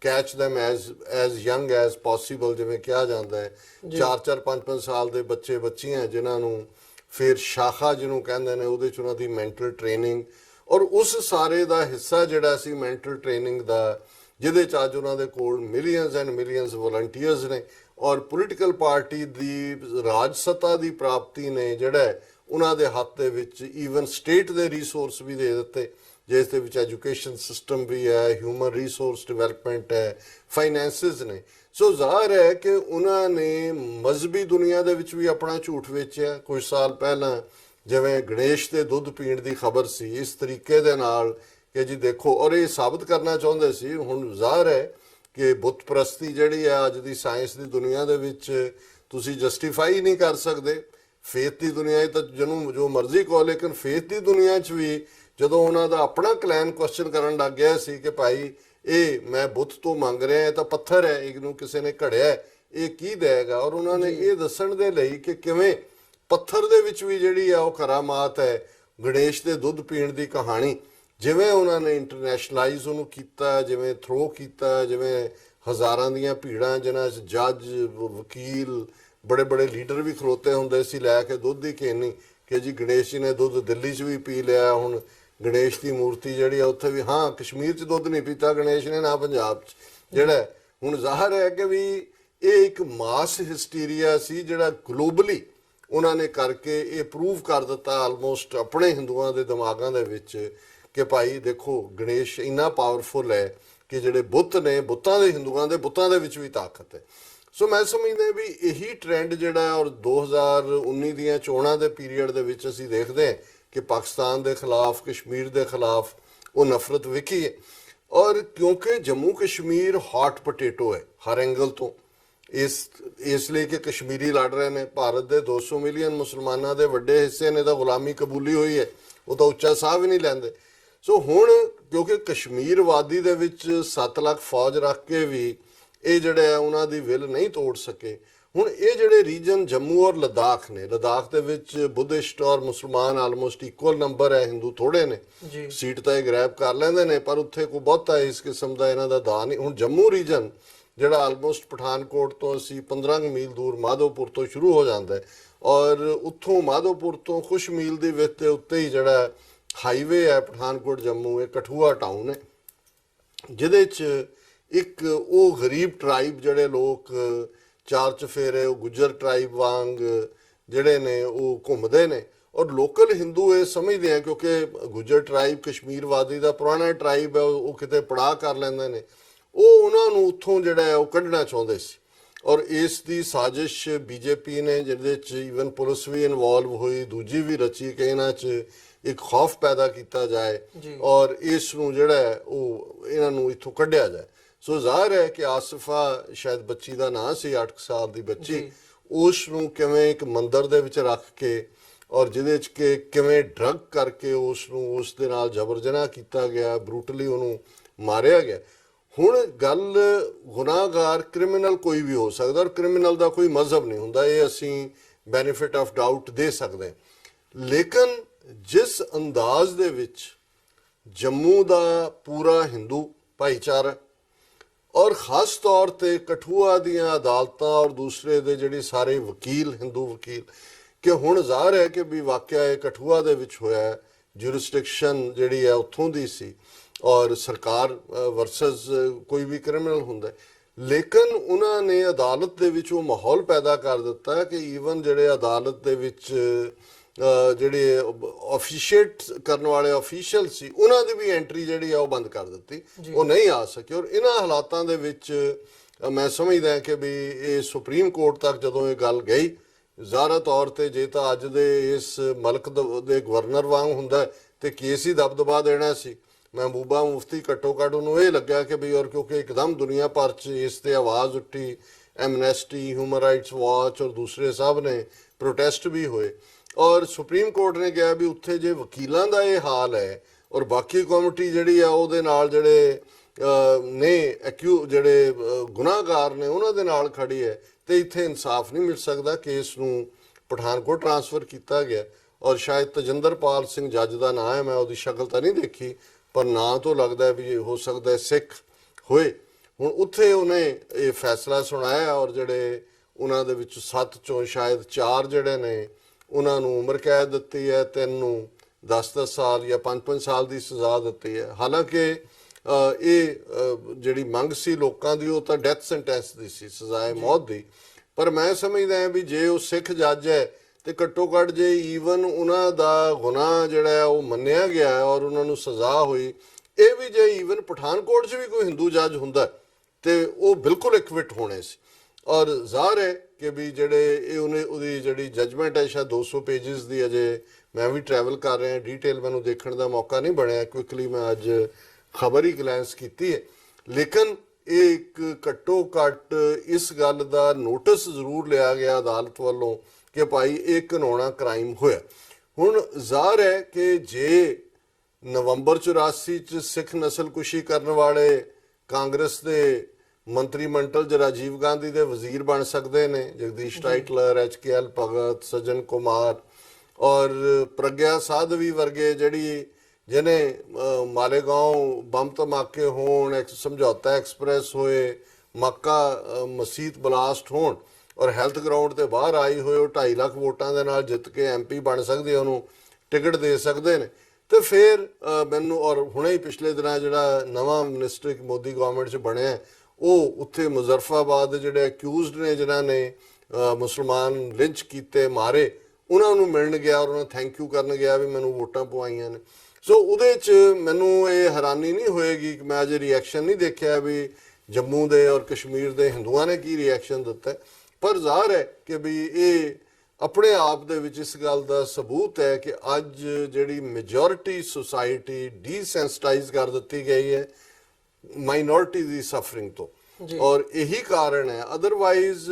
ਇੱਕ ਸਾਡੀ ਹਿਊਮਨ ਨੇਚਰ ਹੈ, ਜਦੋਂ ਅਸੀਂ ਕਿਸੇ ਬੱਚੀ ਦੇ ਨਾਲ ਇਸ ਉਮਰ ਦੇ ਦੇਖਦੇ ਹਾਂ ਸਭ ਤੋਂ ਪਹਿਲਾਂ ਆਪਣੀ ਬੱਚੀ ਸਾਡੇ ਧਿਆਨ 'ਚ ਆਉਂਦੀ ਹੈ, ਅੱਛਾ ਇਵੇਂ ਹੋ ਸਕਦਾ ਹੈ। ਔਰ ਇਹ ਕੁਝ ਵੀ ਹੋਏ ਤੁਸੀਂ ਇਹਨੂੰ ਕਿਵੇਂ ਜਸਟੀਫਾਈ ਕਰ ਸਕਦੇ ਹੋ। ਲੇਕਿਨ ਨਾ ਸਿਰਫ ਪੁਲਿਸ ਉਹਦੇ 'ਚ ਇਨਵੋਲਵ ਹੈ, ਐਵੀਡੈਂਸ ਡਿਸਟਰੋਏ ਕਰਨ ਦੀ ਕੋਸ਼ਿਸ਼ ਕੀਤੀ ਗਈ, ਮੰਦਿਰ ਦੇ ਵਿੱਚ ਜਿਹੜਾ ਰੱਬ ਦਾ ਘਰ ਜਿਹਨੂੰ ਇਹ ਕਹਿੰਦੇ ਨੇ ਉਸ ਦੇ ਵਿੱਚ ਇਹ ਕੁਕਰਮ ਹੁੰਦਾ ਹੈ ਔਰ ਜਿਹੜੀ ਹੈ ਇਹ ਇਸ ਹੱਦ ਤੱਕ ਜਾ ਸਕਦੇ ਨੇ। ਔਰ ਇਹ ਨਵਾਂ ਨਹੀਂ ਹੈ, ਜਿਵੇਂ ਮੈਂ ਕਿਹਾ ਵੀ ਇਹ ਇੱਕ ਮਾਸ ਸਾਈਕੀ 'ਚ ਇਹ ਕ੍ਰੀਏਟ ਕੀਤਾ ਗਿਆ। ਨਵੰਬਰ 84 ਉਸ ਦੀ ਪਹਿਲੀ ਫਾਰਮ ਸੀ ਜਿਹੜਾ ਲੋਕਾਂ ਨੇ ਦੇਖਿਆ ਕਿ ਜਿਉਂਦੇ ਜਿਹੜੇ ਨੇ ਸਿੱਖ ਸਾੜੇ ਜਾ ਰਹੇ ਨੇ, ਭੀੜਾਂ ਤਾੜੀਆਂ ਮਾਰ ਕੇ ਕਹਿ ਰਹੀਆਂ ਨੇ ਕਿ ਸਰਦਾਰ ਜੀ ਭੰਗੜਾ ਪਾ ਰਹੇ ਨੇ, ਛੋਟੇ ਛੋਟੇ ਬੱਚੇ ਗੈਸਾਂ ਤੇ ਰੱਖ ਕੇ ਰੋਸਟ ਕੀਤੇ ਜਾ ਰਹੇ ਨੇ, ਬੀਬੀਆਂ ਦੇ ਨਾਲ ਜਿਹੜਾ ਮਾਸ ਗੈਂਗ ਰੇਪ ਹੋ ਰਹੇ ਨੇ ਔਰ ਉਹ ਕਹਿ ਰਹੇ ਨੇ ਕਿ ਸਿੱਖੋਂ ਕੋ ਸਬਕ ਸਿਖਾ ਦਈਏ। ਹੁਣ ਇਹ ਨਵੰਬਰ 84 ਪਹਿਲੀ ਵਾਰ ਇਸ ਗੱਲ ਦਾ ਪ੍ਰਗਟਾਵਾ ਦੁਨੀਆ ਦੀ ਜਿਹੜੀ ਤਹਿਜ਼ੀਬਸ਼ੁਦਾ ਸੁਸਾਇਟੀ ਹੈ ਕਿ ਇਹ ਹਿੰਦੂਤਵਾਦ ਦੇ ਨਾਂ ਵਾਲਾ ਦੇਸ਼ ਜਿਹੜਾ ਕਦੇ ਲੈਂਡ ਆਫ ਗਾਂਧੀ, ਮਿਸਟਿਸਿਜ਼ਮ, ਪੀਸ, ਇਹ ਕਿਸ ਹੱਦ ਤੱਕ ਜਾ ਸਕਦੇ ਨੇ। ਫਿਰ 2002 ਚ ਅਸੀਂ ਉਹਦੀ ਅਗਲੀ ਵਰਸਟ ਫਾਰਮ ਮੁਸਲਮਾਨਾਂ ਦੇ ਹਵਾਲੇ ਨਾਲ ਦੇਖੀ ਕਿ ਕਿਵੇਂ ਈਵਨ ਪ੍ਰੈਗਨੈਂਟ ਵਿਮਨ ਜਿਹੜੀਆਂ ਨੇ ਉਹਨਾਂ ਦੇ ਜਿਹੜੀ ਹੈ ਐਬਡੋਮਨ ਔਰ ਉਹਦੀ ਬੈਲੀ ਨੂੰ ਜਿਹੜਾ ਕੱਟ ਕੇ ਬੱਚਿਆਂ ਨੂੰ ਜਿਹੜਾ ਉਹ ਕਿਵੇਂ ਉਹਨਾਂ ਨੂੰ ਜਿਹੜਾ ਮਾਰਿਆ ਜਾਂਦਾ ਹੈ। ਔਰ ਹਜ਼ਾਰਾਂ ਦੇ ਬਾਵਜੂਦ ਉਹ ਨਰਿੰਦਰ ਮੋਦੀ ਔਰ ਅਮਿਤ ਸ਼ਾਹ ਦੀ ਜੋੜੀ ਜਿਹੜਾ ਇੱਕ ਚੀਫ ਮਿਨਿਸਟਰ, ਇੱਕ ਹੋਮ ਮਿਨਿਸਟਰ ਹੈ, ਉਹ ਅੱਜ ਭਾਰਤ ਦੇ ਪ੍ਰਧਾਨ ਮੰਤਰੀ ਤੇ ਹੋਮ ਮਿਨਿਸਟਰ ਨੇ। ਔਰ ਇਹ ਵੀ ਜਿਹੜਾ ਇਸ ਬੱਚੀ ਆਸਫਾ ਵਾਲਾ ਜਿਹੜਾ ਕੇਸ ਹੈ ਉਹਨੇ ਸਾਬਤ ਕਰ ਦਿੱਤਾ ਹੈ ਕਿ ਕਿਸ ਹੱਦ ਤੱਕ ਜੰਮੂ ਕਸ਼ਮੀਰ ਦੇ ਵਿੱਚ ਹੀ, ਔਰ ਕੱਲਾ ਇਹ ਨਹੀਂ ਹੈ ਵੀ ਉੱਥੇ ਵਕੀਲਾਂ ਜਾਂ ਦੂਜਿਆਂ ਨੇ, ਬਹੁਤ ਥੋੜੇ ਤੁਹਾਨੂੰ ਲਿਖਤ ਕੋਈ ਥੋੜੇ ਬਹੁਤ ਜਿਹੜੇ ਲਿਬਰਲ ਮਾਈਂਡਡ ਹੋਣਗੇ ਜਿਨ੍ਹਾਂ ਨੇ ਹਾਂ ਦਾ ਨਾਰਾ ਮਾਰਿਆ, ਲੇਕਿਨ ਜਿਹੜਾ ਵਾਸਟ ਮੈਜੋਰਿਟੀ ਹੈ ਉਹ ਸਾਇਲੈਂਟਲੀ ਕੰਪਲਿਸਿਟ ਸੀ ਜਦੋਂ ਤੁਸੀਂ ਚੁੱਪ ਰਹਿੰਦੇ ਹੋ ਇਹਦਾ ਮਤਲਬ ਹੈ ਜਿਹਨੂੰ ਕਹਿੰਦੇ ਨੇ ਕਿ ਸਾਇਲੈਂਸ ਇਜ਼ ਹਾਫ ਐਕਸੈਪਟੈਂਸ, ਕਿ ਤੁਸੀਂ ਉਸ ਕ੍ਰਾਈਮ ਦੇ ਵਿੱਚ ਜਿਹੜਾ ਹੈ ਉਹ ਕੰਪਲਿਸਿਟ ਹੋ। ਜੀ ਡਾਕਟਰ ਸਾਹਿਬ, ਜਿਵੇਂ ਤੁਸੀਂ ਇਹਦੇ ਪਿੱਛੇ ਜਿਹੜੀ ਸਾਈਕੀ ਹੈ ਉਹ ਬਿਆਨ ਕੀਤੀ ਹੈ, ਤੇ ਇਹਨੂੰ ਇਕੱਲਾ ਇਹਦੇ ਨਾਲ ਹੀ ਨਹੀਂ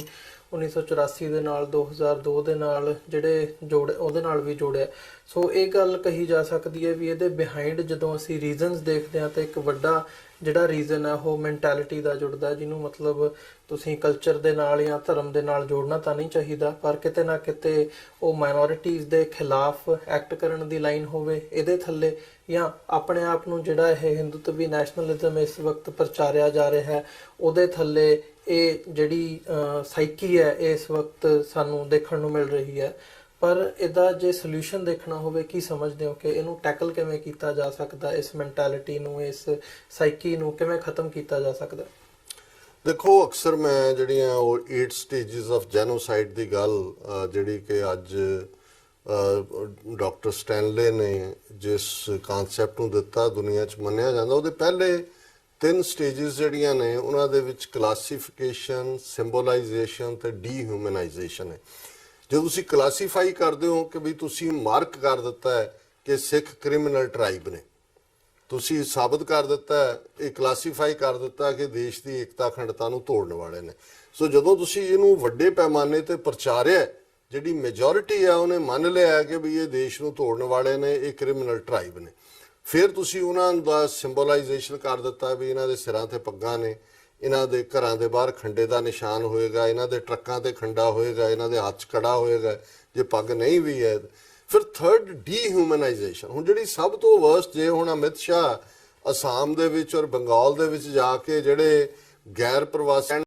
ਮੁਤਾਬਕ ਹਾਲਾਂ ਮੈਜੋਰਿਟੀ ਕਈ ਜਨਰੇਸ਼ਨਾਂ ਤੋਂ ਰਹਿੰਦੇ ਨੇ ਉੱਥੇ, ਉਹਨਾਂ ਨੂੰ ਕਹਿੰਦਾ ਵੀ ਦੇ ਆਰ ਟਰਮਾਈਟਸ। ਟਰਮਾਈਟ ਸਿਉਂਕ ਨੂੰ ਕਹਿੰਦੇ ਨੇ ਵੀ ਇਹ ਜਿਹੜੀ ਹੈ ਇਹ ਸਿਉਂਕ ਹੈ, ਜਿਹੜੀ ਕਿ ਹੁਣ ਸਿਉਂਕ ਦਾ ਤੁਸੀਂ ਕੀ ਐਂਡ ਕਰਦੇ ਹੋ, ਉਹਨੂੰ ਤੁਸੀਂ ਸਾੜ ਦਿੰਦੇ ਹੋ, ਉਸ ਨੂੰ ਡਿਸਟਰੋਏ ਕਰਦੇ ਹੋ। ਸੋ ਇਹ ਜਿਹੜੀ ਡੀਹਿਊਮਨਾਈਜੇਸ਼ਨ ਹੈ, ਕਿਉਂਕਿ ਜਦੋਂ ਤੁਸੀਂ ਫੈਲੋ ਹਿਊਮਨ ਬੀਇੰਗ ਦੇ ਨਾਲ ਕੋਈ ਕਰਦੇ ਹੋ ਤੇ ਜੇ ਤੁਸੀਂ ਉਹਨੂੰ ਹਿਊਮਨ ਸਮਝਦੇ ਹੋ ਤਾਂ ਤੁਸੀਂ ਉਹ ਕਰ ਹੀ ਨਹੀਂ ਸਕਦੇ, ਕਿਉਂਕਿ ਤੁਹਾਡੇ 'ਚ ਹੋਏਗਾ ਵੀ ਇਹ ਮੇਰੇ ਵਾਂਗ ਇਨਸਾਨ ਹੈ। ਪਰ ਜੇ ਤੁਹਾਡੀ ਟ੍ਰੇਨਿੰਗ ਹੀ ਡੀਹਿਊਮਨਾਈਜੇਸ਼ਨ ਤੱਕ ਪਹੁੰਚ ਚੁੱਕੀ ਹੋਈ ਹੈ ਕਿ ਵੀ ਤੁਸੀਂ ਸਮਝਦੇ ਹੋ ਵੀ ਤੁਸੀਂ ਤਾਂ ਸੁਸਾਇਟੀ ਦਾ ਭਲਾ ਕਰ ਰਹੇ ਹੋ, ਇਹ ਏਕਤਾ ਅਖੰਡਤਾ ਤੋੜਨ ਵਾਲੇ ਨੇ, ਤੁਸੀਂ ਦੇਸ਼ ਨੂੰ ਬਚਾ ਲਿਆ, ਭਾਰਤ ਮਾਤਾ ਦੀ ਤੁਸੀਂ ਝੋਲੀ ਦੇ ਵਿੱਚ ਇਹਨਾਂ ਦੀਆਂ ਡੈੱਡ ਬਾਡੀਜ਼ ਪਾ ਕੇ ਤੁਸੀਂ ਭਾਰਤ ਮਾਂ ਨੂੰ ਸਫਰ ਕਰ ਲਿਆ। ਇਸੇ ਤਰ੍ਹਾਂ ਮੁਸਲਮਾਨਾਂ ਔਰ ਈਸਾਈਆਂ ਦੇ ਲਈ ਗੈਰ ਦੀ ਡੈਫੀਨੇਸ਼ਨ ਤਾਂ ਪਹਿਲਾਂ ਹੀ ਸਿੰਬੋਲਾਈਜ਼ ਕੀਤਾ ਹੈ ਕਿ ਇਹ ਧਰਮ ਇੱਥੇ ਪੈਦਾ ਨਹੀਂ ਹੋਏ, ਇਹ ਬਾਹਰੋਂ ਆਏ। ਫਿਰ ਮੁਸਲਮਾਨਾਂ ਦੇ ਮਾਮਲੇ 'ਚ ਉਹਨਾਂ ਦੇ ਰਾਜ ਨਾਲ ਜੋੜ ਕੇ ਜੀ ਇਹ ਜ਼ਬਰਦਸਤੀ ਇਹਨਾਂ ਦਾ DNA ਹਿੰਦੂ ਹੈ, ਇਹ ਜ਼ਬਰਦਸਤੀ ਮੁਸਲਮਾਨ ਬਣੇ ਹੋਏ ਨੇ। ਔਰ ਥਰਡਲੀ ਫਿਰ ਕਿ ਜੀ ਇਹ ਇਹਨਾਂ ਦੀ ਲਾਇਲਟੀ ਪਾਕਿਸਤਾਨ ਦੇ ਨਾਲ ਹੈ, ਜੋ ਮਰਜ਼ੀ ਹੋ ਜਾਏ ਇਹਨਾਂ ਨੇ ਇੰਡੀਅਨ ਬਣਨਾ ਹੀ ਨਹੀਂ ਹੈ। ਇਸ ਲਈ ਇਹ ਜਿਹੜੇ ਨੇ ਮਲੇਸ਼ ਨੇ, ਉਹ ਤਾਂ ਪਹਿਲਾਂ ਆਉਂਦੇ ਹੀ ਟੈਗ ਲਾ ਦਿੱਤਾ ਸੀ 1400 ਸਾਲ ਪਹਿਲਾਂ, ਜਦੋਂ ਮੁਹੰਮਦ ਬਿਨ ਕਾਸਮ ਹੀ ਆਇਆ ਉਸ ਜ਼ਮਾਨੇ ਤੋਂ। ਹੁਣ ਜਦੋਂ ਤੁਸੀਂ ਡੀਹਿਊਮਨਾਈਜੇਸ਼ਨ ਤੱਕ ਇਸ ਸਾਰੇ ਨੂੰ ਲੈ ਜਾਂਦੇ ਹੋ, ਸੋ ਜ਼ਾਹਰ ਹੈ ਕਿ ਵੀ ਉਹਨਾਂ ਦੇ ਲਈ ਇਹ ਕੋਈ ਅਜੇ ਤਾਂ ਬਿਗਨਿੰਗ ਹੈ, ਇਹ ਕਿਸ ਹੱਦ ਤੱਕ ਜਾਏਗਾ ਉਹਨਾਂ ਨੂੰ ਕੋਈ ਇਸ ਦੇ ਵਿੱਚ ਰੁਕਾਵਟ ਜਾਂ ਕੋਈ ਨਹੀਂ। ਹਾਂ, ਹੁਣ ਗੱਲ ਸੋਲੂਸ਼ਨ ਮੈਂ ਸਮਝਦਾ ਵੀ ਦੇਖੋ, ਦੋਆਂ ਕੌਮਾਂ ਨੇ, ਕਸ਼ਮੀਰੀਆਂ ਨੇ ਔਰ ਸਿੱਖਾਂ ਨੇ, ਤਾਂ ਇਹ ਧਾਰਿਆ ਹੋਇਆ ਔਰ ਇਸ ਕੋਈ ਸ਼ੱਕ ਨਹੀਂ ਹੈ ਕਿ ਵੀ, ਔਰ ਮੈਂ ਇਸ 'ਚ ਗੱਲ ਕਹਾਂ ਕਿ ਸਰ ਕਪੂਰ ਸਿੰਘ ਜਿਹੜੇ ਬੜੇ ਵੱਡੇ ਸਿੱਖਾਂ ਦੇ ਫਿਲਾਸਫਰ ਹੋਏ ਨੇ 20ਵੀਂ ਸਦੀ ਦੇ, ਜਿਨ੍ਹਾਂ ਨੇ ਇਮੀਡੀਏਟ 47 ਤੋਂ ਬਾਅਦ ਇਹ ਗੱਲ, ਜਦੋਂ ਕਿ ਉਹਨਾਂ ਨੇ ਖੁਦ ਸਿੱਖ ਕ੍ਰਿਮੀਨਲ ਟ੍ਰਾਈਬ ਵਾਲੇ ਸਰਕੂਲਰ ਨੂੰ ਚੈਲੰਜ ਕੀਤਾ, 16 ਸਾਲ ਦੀ ਨੌਕਰੀ ਤੋਂ ਉਹਨਾਂ ਨੂੰ ਪਹਿਲਾਂ ਸਸਪੈਂਡ ਫਿਰ ਡਿਸਮਿਸ ਕੀਤਾ ਗਿਆ, ਤੇ ਉਹਨਾਂ ਨੇ ਆਪਣੀ ਜਿਹੜੀ ਉਹਨਾਂ ਦੀ ਬਾਇਓਗ੍ਰਾਫੀਕਲ ਕਿਤਾਬ ਹੀ ਹੈ ਸਾਚੀ ਸਾਖੀ, ਉਹਦੇ 'ਚ ਉਹਨਾਂ ਨੇ ਕਿਹਾ ਸੀ ਕਿ ਮੁਲਕ ਹਿੰਦੂ ਕਾ ਰਾਜ ਤਿਕੜੀ ਕਾ ਗੁਰੂ ਰਾਖਾ ਪਾਈ ਸਿਖੜੇ ਕਾ, ਕਿ ਵੀ ਬਦਲ ਗਿਆ ਹੁਣ ਮੁਲਕ ਦੇ ਹਾਲਾਤ ਦੂਜੇ ਤੀਜੇ ਬਦਲ ਗਏ ਨੇ। ਔਰ ਮੈਨੂੰ ਬਚਪਨ ਦੇ ਵਿੱਚ ਉਹਨਾਂ ਦੀ ਥੋੜ੍ਹੀ ਬਹੁਤ ਜਿਹੜੀ ਹੈ ਉਹ ਗੱਲਬਾਤ ਸੁਣਨ ਦਾ ਮੌਕਾ ਮਿਲਿਆ, ਸਾਡੇ ਪਰਿਵਾਰ ਨਾਲ ਵੀ ਉਹਨਾਂ ਦੇ ਚੰਗੇ ਸੰਬੰਧ ਸੀ। ਔਰ ਮੈਂ 1986 ਦੇ ਪੀਰੀਅਡ ਦੇ ਵਿੱਚ ਉਹਨਾਂ ਨੂੰ ਮਿਲਿਆ ਵੀ ਜਾ ਕੇ, ਜਦੋਂ ਕਿ ਉਹ ਕਾਫੀ ਬਿਮਾਰ ਹਾਲਤ ਦੇ ਵਿੱਚ ਸਨ ਉੱਥੇ ਆਪਣੇ ਭਰਾ ਦੇ ਘਰ। ਔਰ ਉਸ ਪੀਰੀਅਡ ਦੀ ਮੈਨੂੰ ਅੱਜ ਵੀ, ਨਵੰਬਰ 84 ਵਾਪਰ ਚੁੱਕਾ ਸੀ, ਸਿੱਖਾਂ ਦੀ ਉਹ ਸਾਰੀ ਹਾਲਤ ਬਦ ਤੋਂ ਬਦਤਰ ਸੀ। ਔਰ ਅੱਜ ਵੀ ਮੈਨੂੰ ਉਹਨਾਂ ਦਾ ਉਹ ਚਿਹਰਾ ਮੇਰੇ ਮਨ ਦੀਆਂ ਅੱਖਾਂ ਸਾਹਮਣੇ ਹੈ, ਜਿੱਥੇ ਕਿ ਉਹ ਪੂਰੇ ਅੱਖਾਂ ਦੇ ਵਿੱਚ ਅਥਰੂ, ਤੇ ਉਹਨਾਂ ਨੇ ਕਿਹਾ ਕਿ ਜੇ ਇਤਿਹਾਸ ਦੇ ਵਿੱਚ ਇਹ ਗੱਲ ਆਏ ਕਿ ਸਿੱਖਾਂ ਦੀ ਇੱਕ ਕੌਮ ਸੀ ਜਿਹਦੀ ਹਰ ਮਾਤਾ, ਹਰ ਬੱਚੀ, ਹਰ ਜਵਾਨ, ਹਰ ਬੱਚਾ ਇਸ ਬੇਇਨਸਾਫੀ ਦੇ ਖਿਲਾਫ ਲੜਦਾ ਹੋਇਆ ਆਪਣੀ ਸਿੱਖੀ ਸ਼ਾਨ ਬਚਾਉਣ ਦੇ ਲਈ ਮਾਰਿਆ ਗਿਆ, ਔਰ ਸਿੱਖ ਕੌਮ ਜਿਹੜੀ ਆ ਅਖੀਰਲੇ ਬੱਚੇ ਤੱਕ ਵੀ ਜਿਹੜਾ ਹੈ ਉਹ ਕੁਰਬਾਨ ਹੋ ਗਈ। ਇਹ ਸਾਡੇ ਲਈ ਫਖਰ ਦੀ ਗੱਲ ਹੋਏਗੀ ਕਿ ਅਸੀਂ ਇਤਿਹਾਸ 'ਚ ਐਗਜ਼ਿਸਟ ਕਰਦੇ ਸੀ, ਪਰ ਅਸੀਂ ਅਣਖ ਦੇ ਨਾਲ ਅਖੀਰ ਤੱਕ ਲੜਦਿਆਂ ਕੁਰਬਾਨ ਹੋ ਗਏ। ਪਰ ਜੋ ਅੱਜ ਹਾਲਤ, ਜੋ ਸਾਡੀ ਜ਼ਲਾਲਤ ਹੈ, ਔਰ ਜਿਸ ਹੱਦ 'ਚ ਅੱਜ ਸਾਡੀਆਂ ਪੱਗਾਂ, ਸਾਡੀ ਆਬਰੂ, ਸਾਡੀ ਇੱਜ਼ਤ ਦਿੱਲੀ ਔਰ ਭਾਰਤ ਭਰ ਦੇ ਸ਼ਹਿਰਾਂ ਗਲੀਆਂ ਦੇ ਵਿੱਚ ਰੁਲੀ ਹੈ, ਇਹ ਜਿਹੜਾ ਇਸ ਤੋਂ ਵੱਧ ਕੇ ਜ਼ਲਾਲਤ ਵਾਲੀ ਜ਼ਿੰਦਗੀ ਹੋਰ ਕੋਈ ਨਹੀਂ ਹੋ ਸਕਦੀ, ਔਰ ਸਿੱਖ ਨੂੰ ਕਦੇ ਕਬੂਲ ਨਹੀਂ ਕਰਨਗੇ। ਸੋ ਮੈਂ ਸਮਝਦਾ ਵੀ ਸਾਡੇ ਲਈ ਤਾਂ ਸੋਲੂਸ਼ਨ ਬੜਾ ਜ਼ਾਹਰ ਹੈ ਕਿ ਵੀ ਰਾਜ ਕਰੇ ਹੈ ਇੱਕ ਹੈ ਲੜ ਮਰੇ ਹੈ, ਜੋ 18ਵੀਂ ਸਦੀ 'ਚ ਸਾਡਾ ਸਲੋਗਨ ਸੀ ਕਿ ਜਾਂ ਅਸੀਂ ਸੋਵਰਨ ਹੋਵਾਂਗੇ ਜਾਂ ਅਸੀਂ ਇਸ ਸੋਵਰਨਟੀ ਲਈ ਲੜਦੇ ਮਰ ਜਾਵਾਂਗੇ। ਔਰ ਮੈਨੂੰ ਲੱਗਦਾ ਹੈ ਵੀ ਕਸ਼ਮੀਰੀਆਂ ਨੇ ਇਹ ਸਬਕ ਬਹੁਤ ਚੰਗੀ ਤਰ੍ਹਾਂ ਅਜੋਕੇ ਸਮੇਂ ਦੇ ਵਿੱਚ ਪੜ੍ਹਿਆ, ਔਰ ਕੋਈ ਦਿਨ ਐਸਾ ਨਹੀਂ ਗੁਜ਼ਰਦਾ ਜਿੱਥੇ ਜਦੋਂ ਉੱਥੇ ਕੋਈ ਝੂਠਾ ਪੁਲਿਸ ਮੁਕਾਬਲੇ ਦੇ ਨਾਂ ਥੱਲੇ ਕੋਈ ਨੌਜਵਾਨ ਨਹੀਂ ਮਾਰੇ ਜਾਂਦੇ। ਬਾਕੀ ਭਾਰਤ ਦੇ ਵਿੱਚ ਜੇ ਤਾਂ ਮੁਸਲਮਾਨ 200 ਮਿਲੀਅਨ, ਉਹਨਾਂ ਦੇ ਈਸਾਈ, ਔਰ ਖਾਸ ਤੌਰ ਤੇ ਮੈਂ ਸਮਝਦਾ ਵੀ ਅਲਟੀਮੇਟਲੀ ਇੱਕ ਸੋਲੂਸ਼ਨ ਜ਼ਰੂਰ ਲਾਈ ਕਰਦਾ ਕਿ ਇਹ ਇੱਕ ਛੋਟੀ ਕਲਾਸ ਹੈ ਜਦੋਂ ਅਸੀਂ ਆਈਡੀਓਲੋਜੀ ਦੀ ਗੱਲ ਕਰਦੇ ਹਾਂ ਬ੍ਰਾਹਮਣਵਾਦੀ, ਪਰ ਉਹਨਾਂ ਨੇ ਆਪਣਾ ਸੌਦਾ ਇਸ ਤਰ੍ਹਾਂ ਵੇਚਿਆ। ਹੁਣ ਇੱਕ ਪਾਸੇ ਤਾਂ ਇਸ ਬ੍ਰਾਹਮਣਵਾਦ ਦਾ ਸਭ ਤੋਂ ਵੱਡਾ ਸਫਰ ਜਦੋਂ ਅਜੇ ਮੁਸਲਮਾਨ ਔਰ ਸਿੱਖ ਵੀ ਨਹੀਂ ਸੀ ਹੋਂਦ 'ਚ ਆਏ, ਉਦੋਂ ਉਹ ਦਲਿਤ ਭਾਈਚਾਰਾ ਹੈ ਜਿਹੜਾ 3,500-4 ਹਜ਼ਾਰ ਸਾਲ ਤੋਂ ਕਾਸਟ ਸਿਸਟਮ ਦੇ ਥੱਲੇ, ਪਰ ਇਹਨਾਂ ਨੇ ਬੜੀ ਚਲਾਕੀ ਦੇ ਨਾਲ ਉਹਨਾਂ ਨੂੰ ਉਹ ਸਮੇਂ-ਸਮੇਂ ਵਰਤਦੇ ਰਹੇ ਨੇ ਆਪਣੇ ਹੱਕਾਂ ਲਈ। ਹੁਣ ਵੀ ਜੇ ਈਵੀਐਮ ਮਸ਼ੀਨਾਂ ਵਾਲੀ ਗੱਲ ਪਾਸੇ ਵੀ ਰੱਖ ਦਈਏ ਤੇ ਯੂਪੀ, ਬਿਹਾਰ, ਰਾਜਸਥਾਨ, ਮੱਧ ਪ੍ਰਦੇਸ਼, ਛੱਤੀਸਗੜ੍ਹ ਜਿਹੜੀ ਹਿੰਦੂ ਕਾਊ ਬੈਲਟ ਹੈ, ਉਸ ਦੇ ਵਿੱਚ ਕਿਵੇਂ ਜਿਹੜਾ ਇਹਨਾਂ ਨੇ ਬਿਲਕੁਲ ਵਡਾਂਗਾ ਜਿਹਨੂੰ ਧਰਨ ਵਾਂਗ ਵਿਕਟਰੀ ਲਈ ਹੈ, ਕਿਉਂਕਿ ਇਹ ਤਬਕਾ ਵੀ ਬੀਜੇਪੀ ਦੇ ਨਾਲ ਖਲੋਤਾ ਹੈ। ਔਰ ਇਹੀ ਕਾਰਨ ਹੈ ਕਿ ਸੋਸ਼ਲਿਸਟ ਪਾਰਟੀ ਜਿਹੜੀ ਹੈ ਯੂਪੀ ਦੇ ਵਿੱਚ ਹੋਏ ਜਾਂ ਬਿਹਾਰ ਦੇ ਵਿੱਚ, ਸਾਰੀਆਂ ਹੀ ਜਿਹੜੀਆਂ ਨੇ ਉਹ ਬਲੈਂਕ ਰਹਿੰਦੀਆਂ ਨੇ। ਬੀਜੇਪੀ ਰਾਜਸਥਾਨ ਦੇ ਵਿੱਚ ਸਾਰੀਆਂ 25 ਸੀਟਾਂ ਕਲੀਨ ਸਵੀਪ ਕਰਦੇ ਨੇ। ਸੋ ਮੈਂ ਇਹ ਸਮਝਦਾ ਵੀ ਇਹ ਕਿਉਂਕਿ ਬ੍ਰਾਹਮਣਵਾਦ ਦਾ ਅਲਟੀਮੇਟਲੀ ਜਿਹੜੀ ਮੌਜੂਦਾ ਹਕੂਮਤ ਹੈ, ਇਹਨਾਂ ਨੇ ਕਨਸਟੀਟਿਊਸ਼ਨ ਵਗੈਰਾ ਵੀ ਨਹੀਂ, it may be down the road 10 ਸਾਲ ਲੱਗਣ, 15 ਲੱਗਣ, ਪਰ ਇਹਨਾਂ ਨੇ ਮਨੂ ਸਮ੍ਰਿਤੀ ਨੂੰ ਜਿਹੜੀ ਜ਼ਾਤ ਪਾਤ 'ਚ ਯਕੀਨ ਰੱਖਣ ਵਾਲੀ ਇਹਨਾਂ ਦੀ ਹੈ, ਉਹਨੂੰ ਹੀ ਉਹਨਾਂ ਨੇ ਕਨਸਟੀਟਿਊਸ਼ਨ ਬਣਾਉਣਾ। ਜੇ ਉਦੋਂ ਤੱਕ ਜਿਹੜਾ ਦਲਿਤ ਭਾਈਚਾਰਾ ਹੈ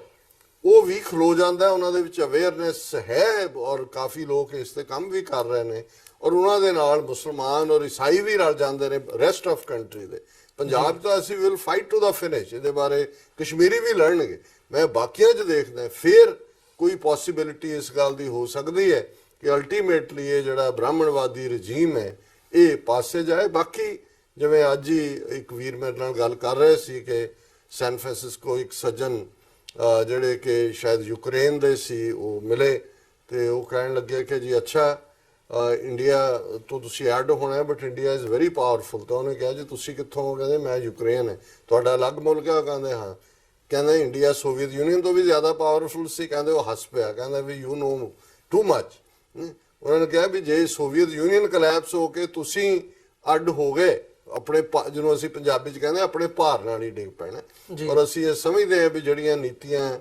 ਦੇ ਉੱਤੇ ਇਹ ਹਿੰਦੂਤਵੀ ਤੁਰੇ ਹੋਏ ਨੇ, ਠੀਕ ਹੈ, ਵਕਤੀ ਤੌਰ ਦੇ ਉੱਤੇ ਲੋਕਾਂ ਨੂੰ ਖਲੋਣਾ ਪੈਂਦਾ। ਜੇ ਤੁਸੀਂ ਖਲੋਵੋ ਨਾ, ਚੈਲੰਜ ਨਾ ਕਰੋ, ਸਿਚੁਏਸ਼ਨ ਆਪਣੇ ਆਪ ਨਹੀਂ ਬਦਲਦੀ। ਔਰ ਜਿਵੇਂ ਈਵਨ ਕੁਰਾਨ ਮਜੀਦ ਦੇ ਹਵਾਲੇ ਨਾਲ ਕਿਹਾ ਜਾਂਦਾ ਹੈ ਕਿ ਅੱਲਾਹ ਤਾਲਾ ਵੀ ਉਹਨਾਂ ਕੌਮਾਂ ਦੀ ਮਦਦ ਕਰਦਾ ਹੈ ਜਿਹੜੀਆਂ ਆਪਣੀ ਹਿਫਾਜ਼ਤ ਦੇ ਲਈ, ਆਪਣੀ ਮਦਦ ਦੇ ਲਈ ਆਪ ਖਲੋਂਦੀਆਂ ਨੇ। ਔਰ ਅੰਗਰੇਜ਼ੀ 'ਚ ਅਸੀਂ ਆਪਣੇ ਸਕੂਲ ਡੇ 'ਚ ਪੜ੍ਹਦੇ ਰਹੇ ਕਿ God helps those who help ਦੈਮਸੈਲਵਸ, ਜਿਹੜੇ, ਔਰ ਇਹ ਠੀਕ ਗੱਲ ਹੈ ਕਿ ਇਨ ਦਾ ਐਂਡ ਭਾਵੇਂ ਉਹ ਹਿੰਮਤ ਵੀ ਰੱਬ ਹੀ ਦਿੰਦਾ ਹੈ ਜਦੋਂ ਤੁਸੀਂ ਚੈਲੰਜ ਵੀ ਕਰਨਾ ਹੁੰਦਾ, ਪਰ ਇਹਦੇ 'ਚ ਕੋਈ ਦੋ ਰਾਵਾਂ ਨਹੀਂ ਨੇ ਕਿ ਅਲਟੀਮੇਟਲੀ ਜ਼ੁਲਮ ਦਾ ਜਾਂ ਅੱਤ ਦਾ ਤੇ ਰੱਬ ਦਾ ਵੈਰ ਹੁੰਦਾ। ਜਿਹੜੀ ਡਾਇਰੈਕਸ਼ਨ ਇਹਨਾਂ ਨੇ ਲਈ ਹੈ ਇਹ ਕਦੇ ਲੰਬਾ ਵਕਤ ਫਿਰ ਉਹ ਮੁਲਕ ਸਰਵਾਈਵ ਨਹੀਂ ਕਰਦੇ। ਨਾਜ਼ੀ ਜਰਮਨੀ ਦਾ ਕੀ ਹਾਲ ਹੋਇਆ, ਸੋਵੀਅਤ ਯੂਨੀਅਨ ਦਾ ਕੀ ਹਾਲ ਹੋਇਆ, ਯੂਗੋਸਲਾਵੀਆ ਦਾ ਕੀ ਹਾਲ ਹੋਇਆ। ਇੱਕ ਜ਼ਮਾਨਾ ਸੀ ਕੋਈ ਸੋਚ ਨਹੀਂ ਸੀ ਸਕਦਾ ਕਿ ਸਟਾਲਿਨ ਦਾ ਸੋਵੀਅਤ ਯੂਨੀਅਨ ਜਾਂ ਮਾਰਸ਼ਲ ਟੀਟੋ ਦਾ ਯੂਗੋਸਲਾਵੀਆ ਜਿਹੜਾ, ਜਾਂ ਹਿਟਲਰ ਦਾ ਜਰਮਨੀ, ਜਾਂ ਮੁਸੋਲਿਨੀ ਦਾ ਇਟਲੀ, ਇਹ ਵੀ ਕਦੇ ਇਹਨਾਂ ਦਾ ਕਲੈਪਸ ਹੋ ਸਕਦਾ ਹੈ। ਲੋਕ ਥਰ-ਥਰ ਕੰਬਦੇ ਸੀ, ਦੁਨੀਆ ਦੇ ਵਿੱਚ ਇਹਨਾਂ ਦਾ ਇੱਕ ਖੌਫ ਸੀ, ਪਰ ਅੱਜ ਕਿੱਥੇ ਨੇ? ਸੋ ਇਹਨਾਂ ਦਾ ਵੀ ਹਾਲ ਜਿਹੜਾ ਅਲਟੀਮੇਟਲੀ ਇਹੀ ਹੋਏਗਾ। ਪਰ ਵਕਤ ਜਿਹੜਾ ਆਉਣ ਵਾਲਾ ਹੈ ਔਰ ਜਿਹੜਾ ਗੁਜ਼ਰ ਰਿਹਾ ਔਰ ਜਿਹੜਾ ਆਏਗਾ ਵੀ, ਉਹ ਬਹੁਤ ਖੌਫਨਾਕ ਹੋਏਗਾ। ਜੀ ਡਾਕਟਰ ਸਾਹਿਬ, ਜਿਵੇਂ ਇਹ ਸਾਰੇ ਪਾਰਟ ਨੂੰ ਦੇਖਦੇ ਆ, ਜਿਹੜਾ ਇਹ ਸਿਚੁਏਸ਼ਨ ਬਣੀ ਹੋਈ ਹੈ ਜਾਂ ਜਿਹੜੇ ਚੈਲੰਜਸ ਨੇ ਲੋਕਾਂ ਦੇ ਸਾਹਮਣੇ, ਤੇ ਖਾਸ ਤੌਰ ਤੇ ਜਦੋਂ ਅਸੀਂ ਸਿੱਖ ਪਰਸਪੈਕਟਿਵ ਤੋਂ ਦੇਖਦੇ ਆ ਪੰਜਾਬ ਦੇ ਵਿੱਚ ਸਿੱਖਾਂ ਦੇ ਸਾਹਮਣੇ ਜਿਹੜੇ ਚੈਲੰਜਸ ਨੇ, ਤਾਂ ਕਿਤੇ ਨਾ ਕਿਤੇ ਪਤਾ ਨਹੀਂ ਅਗਿਆਨਤਾ ਦੇ ਥੱਲੇ ਕਹਿ ਲਓ ਜਾਂ ਭੰਬਲ ਭੂਸੇ ਦੇ ਥੱਲੇ ਕਹਿ ਲਓ, ਡਰ ਦੇ ਥੱਲੇ ਕਹਿ ਲਓ, ਜਿਹੜੇ ਵੀ ਹੋਰ ਫੈਕਟਰਸ ਨੇ, ਪਰ ਇਹ ਗੱਲ ਸਾਹਮਣੇ ਆਉਂਦੀ ਆ ਵੀ ਜਿਹੜੀਆਂ ਸਾਡੀਆਂ ਆਪਣੀਆਂ, ਜੇ ਸੈਲਫ ਐਨਾਲਿਸਿਸ ਕਰਨਾ ਹੋਵੇ, ਸਾਡੀਆਂ ਜਿਹੜੀਆਂ ਪ੍ਰਾਇੋਰਟੀਜ਼ ਨੇ ਉਹਨਾਂ ਦੇ ਵਿੱਚ ਇਹ ਗੱਲਾਂ ਬਹੁਤੀਆਂ ਮੈਟਰ ਨਹੀਂ ਕਰਦੀਆਂ, ਜਾਂ ਇੱਧਰ ਨੂੰ ਧਿਆਨ ਉਹ ਕਿਉਂ ਨਹੀਂ ਹੈ, ਇਹ ਮੇਰੇ ਖਿਆਲ ਤੁਸੀਂ ਜ਼ਿਆਦਾ ਬਿਹਤਰ ਦੱਸ ਸਕਦੇ ਹੋ। ਇੱਕ ਉਦਾਹਰਣ ਮੈਂ ਦੇਣਾ ਚਾਹੂੰਗਾ। ਰੀਸੈਂਟਲੀ ਜਿਹੜੀ ਹੁਣ ਜਿਵੇਂ ਉਹ ਇੱਕ ਬੱਚਾ ਸੁਨਾਮ ਦੇ ਵਿੱਚ, ਸੰਗਰੂਰ ਜ਼ਿਲ੍ਹੇ ਦੇ ਵਿੱਚ ਫਤਿਹਵੀਰ ਬੋਰ ਦੇ ਵਿੱਚ ਡਿੱਗਿਆ। ਬੋਰ ਦੇ ਵਿੱਚ ਕਿਉਂ ਡਿੱਗਿਆ, ਉੱਥੇ ਕੀ ਮੈਜਰਸ ਲੈਣੇ ਚਾਹੀਦੇ ਸੀ, ਉਹ ਇੱਕ ਡਿਫਰੈਂਟ ਪਾਰਟ ਹੈ। ਪਰ ਮੇਰਾ ਜਿਹੜਾ ਸਵਾਲ ਹੈ ਜਾਂ ਜਿਹੜਾ ਮੇਰਾ ਪੁਆਇੰਟ ਰੇਜ਼ ਕਰਨ ਦਾ ਕਾਰਨ ਹੈ, ਉਹ ਇਹ ਹੈ ਵੀ ਕਿਵੇਂ ਜਿਹੜੀ ਸਾਡੀ ਮਾਨਸਿਕਤਾ ਹੈ ਜਾਂ ਸਾਡਾ ਕਿਵੇਂ ਹੁਣ ਧਿਆਨ ਉਸ ਇੱਕ ਘਟਨਾ ਦੇ ਵੱਲ ਕੇਂਦਰਿਤ ਹੈ। ਉੱਥੇ ਕਿਵੇਂ ਸੌਦਾ ਸਾਧ ਦੇ ਜਿਹੜੇ ਚੇਲੇ ਹੈਗੇ ਆ ਉਹ ਹੈਲਪ ਕਰ ਰਹੇ ਆ। ਇੱਕ ਉਹ ਨਵੀਂ ਡਿਬੇਟ ਹੈ ਕਿ ਉਹਨਾਂ ਦੀ ਜੀ ਹੈਲਪ ਲੈਣੀ ਚਾਹੀਦੀ ਹੈ, ਬੰਦੇ ਚੰਗੇ ਆ, ਦਿਸ ਐਂਡ ਦੈਟ, ਉਹ ਇੱਕ ਨਵਾਂ ਫੈਕਟਰ ਉਹਨਾਂ ਨੂੰ ਵਿੱਚ ਲਿਆਉਣ ਦਾ ਦੇਖਿਆ ਜਾ ਰਿਹਾ। ਪਰ ਅਸੀਂ ਮਤਲਬ ਸਾਡਾ ਜਿਹੜਾ ਫੋਕਸ ਹੈ ਉਹ ਕਿਹੜੇ ਪਾਸੇ ਹੋਣਾ ਚਾਹੀਦਾ ਤੇ ਕਿੰਨਾ ਗੱਲਾਂ ਤੇ ਹੋ ਰਿਹਾ ਇਸ ਵਕਤ, ਕਿਹੜੀਆਂ ਘਟਨਾਵਾਂ ਤੇ ਹੋ ਰਿਹਾ? ਮਤਲਬ ਮੈਂ ਇਹ ਨਹੀਂ ਕਹਿੰਦਾ ਵੀ ਉਹ ਬੱਚਾ ਕਿਉਂ ਡਿੱਗਿਆ ਜਾਂ ਡਿੱਗਣਾ ਨਹੀਂ ਸੀ ਚਾਹੀਦਾ, ਮੈਂ ਫੋਕਸ ਦੀ ਗੱਲ ਕਰਦਾ ਵੀ ਜਿਹੜਾ ਸਾਡਾ ਧਿਆਨ ਹੈ ਉਹ ਕਿੰਨਾ ਗੱਲਾਂ ਵੱਲ ਕੇਂਦਰਿਤ ਹੋਣਾ ਚਾਹੀਦਾ ਤੇ ਇਸ ਵਕਤ ਅਸੀਂ ਕਿੱਧਰ ਨੂੰ ਦੇਖ ਰਹੇ ਹਾਂ। ਦੇਖੋ, ਇੱਕ ਜ਼ਮਾਨਾ ਸੀ ਕਿ ਇੱਕ ਧਰਤੀ ਦੇ ਖਿੱਤੇ ਤੇ ਕੀ ਹੋ ਰਿਹਾ ਹੈ 10 ਮੀਲ ਪਰੇ ਵੀ ਕਿਸੇ ਨੂੰ ਪਤਾ ਨਹੀਂ ਸੀ ਹੁੰਦਾ ਕੀ ਹੋ ਰਿਹਾ। ਇੰਡੀਪੈਂਡੈਂਟ ਇਹੀ ਕਾਰਨ ਹੈ ਕਿ ਅੱਡ-ਅੱਡ ਸਿਵਲਾਈਜੇਸ਼ਨਸ ਆਪੋ ਆਪਣੀ ਥਾਂ ਤੇ ਪਨਪ ਰਹੀਆਂ ਸੀ, ਆਲਮੋਸਟ ਇੱਕੋ ਜਿਹੀਆਂ, ਉਹਨਾਂ ਦੇ ਵਿੱਚ ਤਬਦੀਲੀਆਂ ਜਾਂ ਪ੍ਰੋਗਰੈਸਿਸ ਹੋ ਰਹੀਆਂ ਸੀ। ਪਰ ਜਦੋਂ ਤੱਕ ਸਾਰੇ ਸੰਚਾਰ ਦੇ, ਕਮਿਊਨੀਕੇਸ਼ਨ ਦੇ ਮਾਧਿਅਮ ਔਰ ਦੂਸਰੇ ਨਹੀਂ ਬਣੇ, ਬਹੁਤ ਚੀਜ਼ਾਂ ਕਿਸੇ ਨੂੰ ਨਹੀਂ ਸੀ ਪਤਾ। ਚਾਈਨੀਜ਼ ਸਿਵਲਾਈਜੇਸ਼ਨ 'ਚ ਕੀ ਚੱਲ ਰਿਹਾ ਹੈ, ਇੱਥੇ ਸਾਊਥ 'ਚ ਮਾਇਆਨ ਸਿਵਲਾਈਜੇਸ਼ਨ ਕੀ ਹੈ, ਉਧਰ ਇੰਡਸ ਵੈਲੀ ਸਿਵਲਾਈਜੇਸ਼ਨ ਕੀ ਹੈ ਜਾਂ ਪਰਸ਼ੀਅਨ ਸਿਵਲਾਈਜੇਸ਼ਨ ਕੀ ਹੈ। ਅੱਜ ਜਦੋਂ ਅਸੀਂ ਗਲੋਬਲ ਵਿਲੇਜ ਦੀ ਗੱਲ ਕਰਦੇ ਹਾਂ ਕਿ ਦੁਨੀਆ ਇੱਕ ਗਲੋਬਲ ਵਿਲੇਜ ਹੈ, ਸੋ ਜ਼ਾਹਿਰ ਤੌਰ ਦੇ ਉੱਤੇ ਗਲੋਬਲ ਵਿਲੇਜ ਦੇ ਨਾਂ ਥੱਲੇ ਇੱਕ ਗੱਲ ਬੜੀ ਕਲੀਅਰ ਹੈ ਕਿ ਜਿਹੜਾ ਕੰਟਰੋਲ ਹੈ ਉਹ ਕਮਿਊਨੀਕੇਸ਼ਨ ਔਰ ਕੀ ਓਪੀਨੀਅਨ ਬਣਾਉਣਾ। ਬਹੁਤ ਵਾਰੀ ਅਸੀਂ ਇਹ ਸਮਝਦੇ ਹਾਂ ਕਿ ਲੋਕ ਇਵੇਂ ਸੋਚਦੇ ਨੇ, ਪਰ ਇੱਥੇ ਦਾ ਸੋਚਣ ਦਾ ਕਿਸੇ ਕੋਲ ਕਿਸੇ ਦਾ ਜਿਹੜਾ ਥਾਟ ਹੈ ਜਾਂ ਉਸ ਦਾ ਵਿਚਾਰ ਹੈ ਉਹ ਤਾਂ ਓਰੀਜਨਲ ਹੈ ਹੀ ਨਹੀਂ। ਇਹ ਆਰਟੀਫੀਸ਼ੀਅਲੀ ਕ੍ਰੀਏਟਡ ਓਪੀਨੀਅਨ ਹੈ। ਹੁਣ ਆਰਟੀਫੀਸ਼ੀਅਲੀ ਤੁਸੀਂ ਕਿਵੇਂ ਕ੍ਰੀਏਟ ਕਰਦੇ ਹੋ ਓਪੀਨੀਅਨ? ਮਾਸ ਮੀਡੀਆ ਤੁਹਾਡੇ ਕੋਲ ਹੈ, ਇਲੈਕਟ੍ਰੋਨਿਕ ਮੀਡੀਆ ਤੁਹਾਡੇ ਕੋਲ ਹੈ, ਔਰ ਜਿੱਥੇ ਅੱਜ ਜਿਸ ਵਾਕਿਆ ਦਾ ਜਾਂ ਫਤਿਹਵੀਰ ਸਿੰਘ ਜਿਹੜਾ ਛੋਟਾ ਬੱਚਾ ਜਿਸ ਦੇ ਬੋਰ ਦੇ ਵਿੱਚ ਡਿੱਗਣ ਦੀ ਸਾਰੀ ਕਹਾਣੀ ਪਿਛਲੇ 5 ਦਿਨਾਂ ਤੋਂ ਜਿੱਥੇ ਸਾਡੀ ਕੌਮ ਦਾ ਇੱਕ ਵੱਡਾ ਹਿੱਸਾ ਫੈਸੀਨੇਟ ਔਰ ਸੋਸ਼ਲ ਮੀਡੀਆ ਤੇ ਸੁਖਮਣੀ ਸਾਹਿਬ ਕਰੋ, ਇਹ ਕਰੋ, ਇਹਦੇ ਤੇ ਲੱਗੀ ਹੋਈ ਹੈ। ਨੈਸ਼ਨਲ ਮੀਡੀਆ, ਉਹਨਾਂ ਦੀਆਂ ਸਾਰੀਆਂ ਟੀਮਾਂ ਆ ਕੇ ਬੈਠੀਆਂ ਨੇ ਜੀ, TRP ਕਿਵੇਂ ਵੱਧ ਰਹੀ ਹੈ ਉਹਨਾਂ ਦੀ। ਔਰ ਉਸ ਸਾਰੇ ਚੋਂ ਤੁਸੀਂ ਜੇ ਦੋ, ਪਹਿਲਾਂ ਤਾਂ ਮੈਂ ਇਹ ਕਹਿਣਾ ਚਾਹੁੰਦਾ ਵੀ ਇਸ ਨੂੰ ਕੋਈ ਗਲਤ ਰੰਗਤ ਨਾ ਦਿੱਤੀ ਜਾਏ। ਕਿਤੇ ਵੀ ਕਿਸੇ ਦਾ ਵੀ ਪਿਆਰਾ ਬੱਚਾ, ਜਿਵੇਂ ਉਸ ਦੀਆਂ ਪਿਕਚਰਸ ਆਉਂਦੀਆਂ ਨੇ, ਪਿਆਰਾ ਬੱਚਾ ਹੈ, ਮਾਪਿਓ ਦੇ ਲਈ ਇੱਕ ਅਹਿਮੀਅਤ ਜਿਹੜਾ ਆਪਣੇ ਬੱਚੇ ਬੱਚੀ ਦਾ, ਭਾਵੇਂ ਉਹ ਕੋਈ ਵੀ ਹੋਏ, ਔਰ ਇਹਦੇ 'ਚ ਕੋਈ ਦੋ ਰਾਵਾਂ ਨਹੀਂ ਨੇ ਕਿ ਉਸ ਦੇ ਨਾਲ ਸਾਡੀ ਹਮਦਰਦੀ ਹੈ। ਅਸੀਂ ਇਹ ਆਸ ਵੀ ਕਰਦੇ ਹਾਂ ਕਿ ਬੱਚਾ ਸੁਰੱਖਿਅਤ ਹੋਏ। ਅੱਜ 5-6 ਦਿਨ ਇਸ ਗੱਲ ਨੂੰ ਵਾਪਰ ਚੁੱਕੇ, ਲੇਕਿਨ ਜੇ ਤੁਸੀਂ ਇਮਾਨਦਾਰੀ ਦੇ ਨਾਲ ਇਸ ਸਾਰੇ ਦਾ ਪਿਛੋਕੜ ਦੇਖਣਾ ਤਾਂ ਫਿਰ ਪਹਿਲਾ ਸਵਾਲ, ਪਹਿਲਾਂ ਤਾਂ ਅਸੀਂ ਸੇਫਟੀ ਦੇ ਐਂਗਲ ਤੋਂ ਜਦੋਂ ਇੱਥੇ ਅਸੀਂ ਦੇਖਦੇ ਹਾਂ ਕਿਤੇ ਕੋਈ ਮਾੜਾ ਮੋਟਾ ਵੀ ਕ੍ਰਾਈਸਿਸ ਹੁੰਦਾ, ਇਹਨਾਂ ਦੀ 911 ਸਰਵਿਸ ਹੈ, ਕਿਵੇਂ ਉਹਨਾਂ ਦੇ ਵਿੱਚ ਫਾਇਰ ਵਾਲੇ ਵੀ ਪਹੁੰਚ ਜਾਂਦੇ ਨੇ, ਉਸ ਦੇ ਵਿੱਚ ਜਿਹੜਾ ਹੈ ਉਹ ਪੈਰਾਮੈਡਿਕਸ ਵੀ ਹੁੰਦੇ ਨੇ ਵਿਦਿਨ ਮਿੰਟਸ, ਤੇ ਜੇ ਕੋਈ ਚੀਜ਼ ਦੀ ਲੋੜ ਹੁੰਦੀ ਹੈ ਕਿਵੇਂ ਉਹਨਾਂ ਨੇ ਸਾਰੀਆਂ ਆਪਣੀਆਂ ਸਰਵਿਸਿਜ਼ ਡਿਵਾਈਸ ਕੀਤੀਆਂ ਹੋਈਆਂ ਜਿਹੜੀਆਂ ਉਹਦੀ ਟੇਕ ਕੇਅਰ ਕਰਦੀਆਂ ਨੇ। ਹੁਣ ਤੁਸੀਂ ਉੱਥੇ ਦੇਖੋ ਕਿ ਵੀ ਇਸੇ ਹੀ ਖਬਰ ਜਦੋਂ ਚੱਲ ਰਹੀ ਸੀ 2 ਦਿਨ ਪਹਿਲਾਂ ਖਬਰ ਸੀ ਕਿ ਅਨੰਦਪੁਰ ਸਾਹਿਬ ਦੇ ਵਿੱਚ ਤਖਤ ਸ੍ਰੀ ਕੇਸਗੜ੍ਹ ਸਾਹਿਬ ਦੇ ਬਾਹਰ 70 ਦੁਕਾਨਾਂ ਜਿਹੜੀਆਂ ਨੇ ਉਹ ਅੱਗ ਦੀ ਭੇਟ ਚੜ ਗਈਆਂ, ਅਰਬਾਂ ਰੁਪਏ ਦਾ ਨੁਕਸਾਨ, ਔਰ ਧਾਰਮਿਕ ਲਿਟਰੇਚਰ ਕਕਾਰ ਸਨ। ਔਰ ਉਹਨਾਂ ਨੇ ਕਿਹਾ ਜੀ ਫਾਇਰ ਬ੍ਰਿਗੇਡ ਹੈ ਹੀ ਨਹੀਂ ਅਨੰਦਪੁਰ ਸਾਹਿਬ, ਉਹ ਨੰਗਲ ਤੋਂ ਆਈ। ਜੀ ਹੁਣ ਕੋਈ ਇਹਨਾਂ ਨੂੰ ਪੁੱਛ ਸਕਦਾ ਹੈ ਕਿ ਬਈ ਇੱਕ ਅੱਜ ਚੌਥਾ ਪੰਜਵਾਂ ਦਿਨ ਹੈ ਜਿਹੜਾ ਮੁਲਕ ਇਹ ਕਲੇਮ ਕਰਦਾ ਹੈ ਜੀ ਉਹਨੇ ਚੰਦਰਯਾਨ ਛੱਡ ਦਿੱਤਾ ਹੈ, ਉਹਨੇ ਜਿਹੜੀਆਂ ਇੰਨੇ ਮਾਰ ਕਰਨ ਵਾਲੀ ਮਿਸਾਈਲ ਬਣਾ ਲਈ, ਉਹਨੇ ਐਟਮੋਸਫੀਅਰ ਦੇ ਵਿੱਚ ਜਾ ਕੇ ਬਾਕੀਆਂ ਨੂੰ ਮੋਨੀਟਰ ਕਰਨ ਦੇ ਲਈ ਇਹ ਬਣਾ ਰਿਹਾ। ਉਹ ਇੱਕ ਬੋਰ 'ਚ ਡਿੱਗੇ ਬੱਚੇ ਨੂੰ ਤੁਹਾਡੀ ਫੌਜ ਕਿੱਥੇ ਹੈ, ਤੁਹਾਡੀਆਂ ਐਮਰਜੈਂਸੀ ਸਰਵਿਸਿਜ਼ ਕਿੱਥੇ ਨੇ, ਉਹ ਤੁਸੀਂ ਕਿਉਂ ਨਹੀਂ ਪ੍ਰੈਸ ਕੀਤੀਆਂ? ਫਿਰ ਦੂਸਰੀ ਗੱਲ, ਜੇ ਇਹਦੀ ਦੇਖਣਾ ਵੀ ਇਸ ਦੇ ਪਿੱਛੇ ਕੀ ਹੈ, ਜਦੋਂ ਮੈਂ ਕਿਹਾ ਵੀ ਕਿਵੇਂ ਆਰਟੀਫੀਸ਼ੀਅਲ ਓਪੀਨੀਅਨ ਬਣਾਇਆ ਜਾਂਦਾ ਹੈ, ਹੁਣ ਡਿਸਟ੍ਰਿਕਟ ਐਡਮਿਨਿਸਟ੍ਰੇਸ਼ਨ ਜਾਂ ਸਟੇਟ ਸਰਕਾਰ ਜਾਂ ਈਵਨ ਫੈਡਰਲ ਗਵਰਨਮੈਂਟ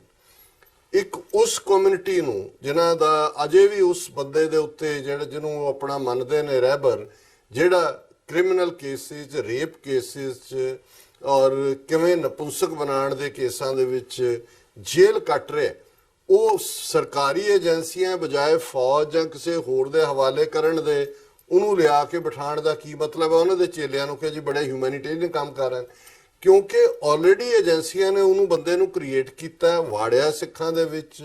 ਪਰ ਉਹ ਕੇਸਿਸ ਆ ਗਏ ਸਾਹਮਣੇ। ਕੁਦਰਤੀ ਕੋਈ ਚੰਗਾ ਜੱਜ ਆ ਗਿਆ ਜਿਹਨੇ ਉਹ ਸਾਰੇ ਜਿਹੜਾ ਉਹਨੂੰ ਰਗੜ ਦਿੱਤਾ।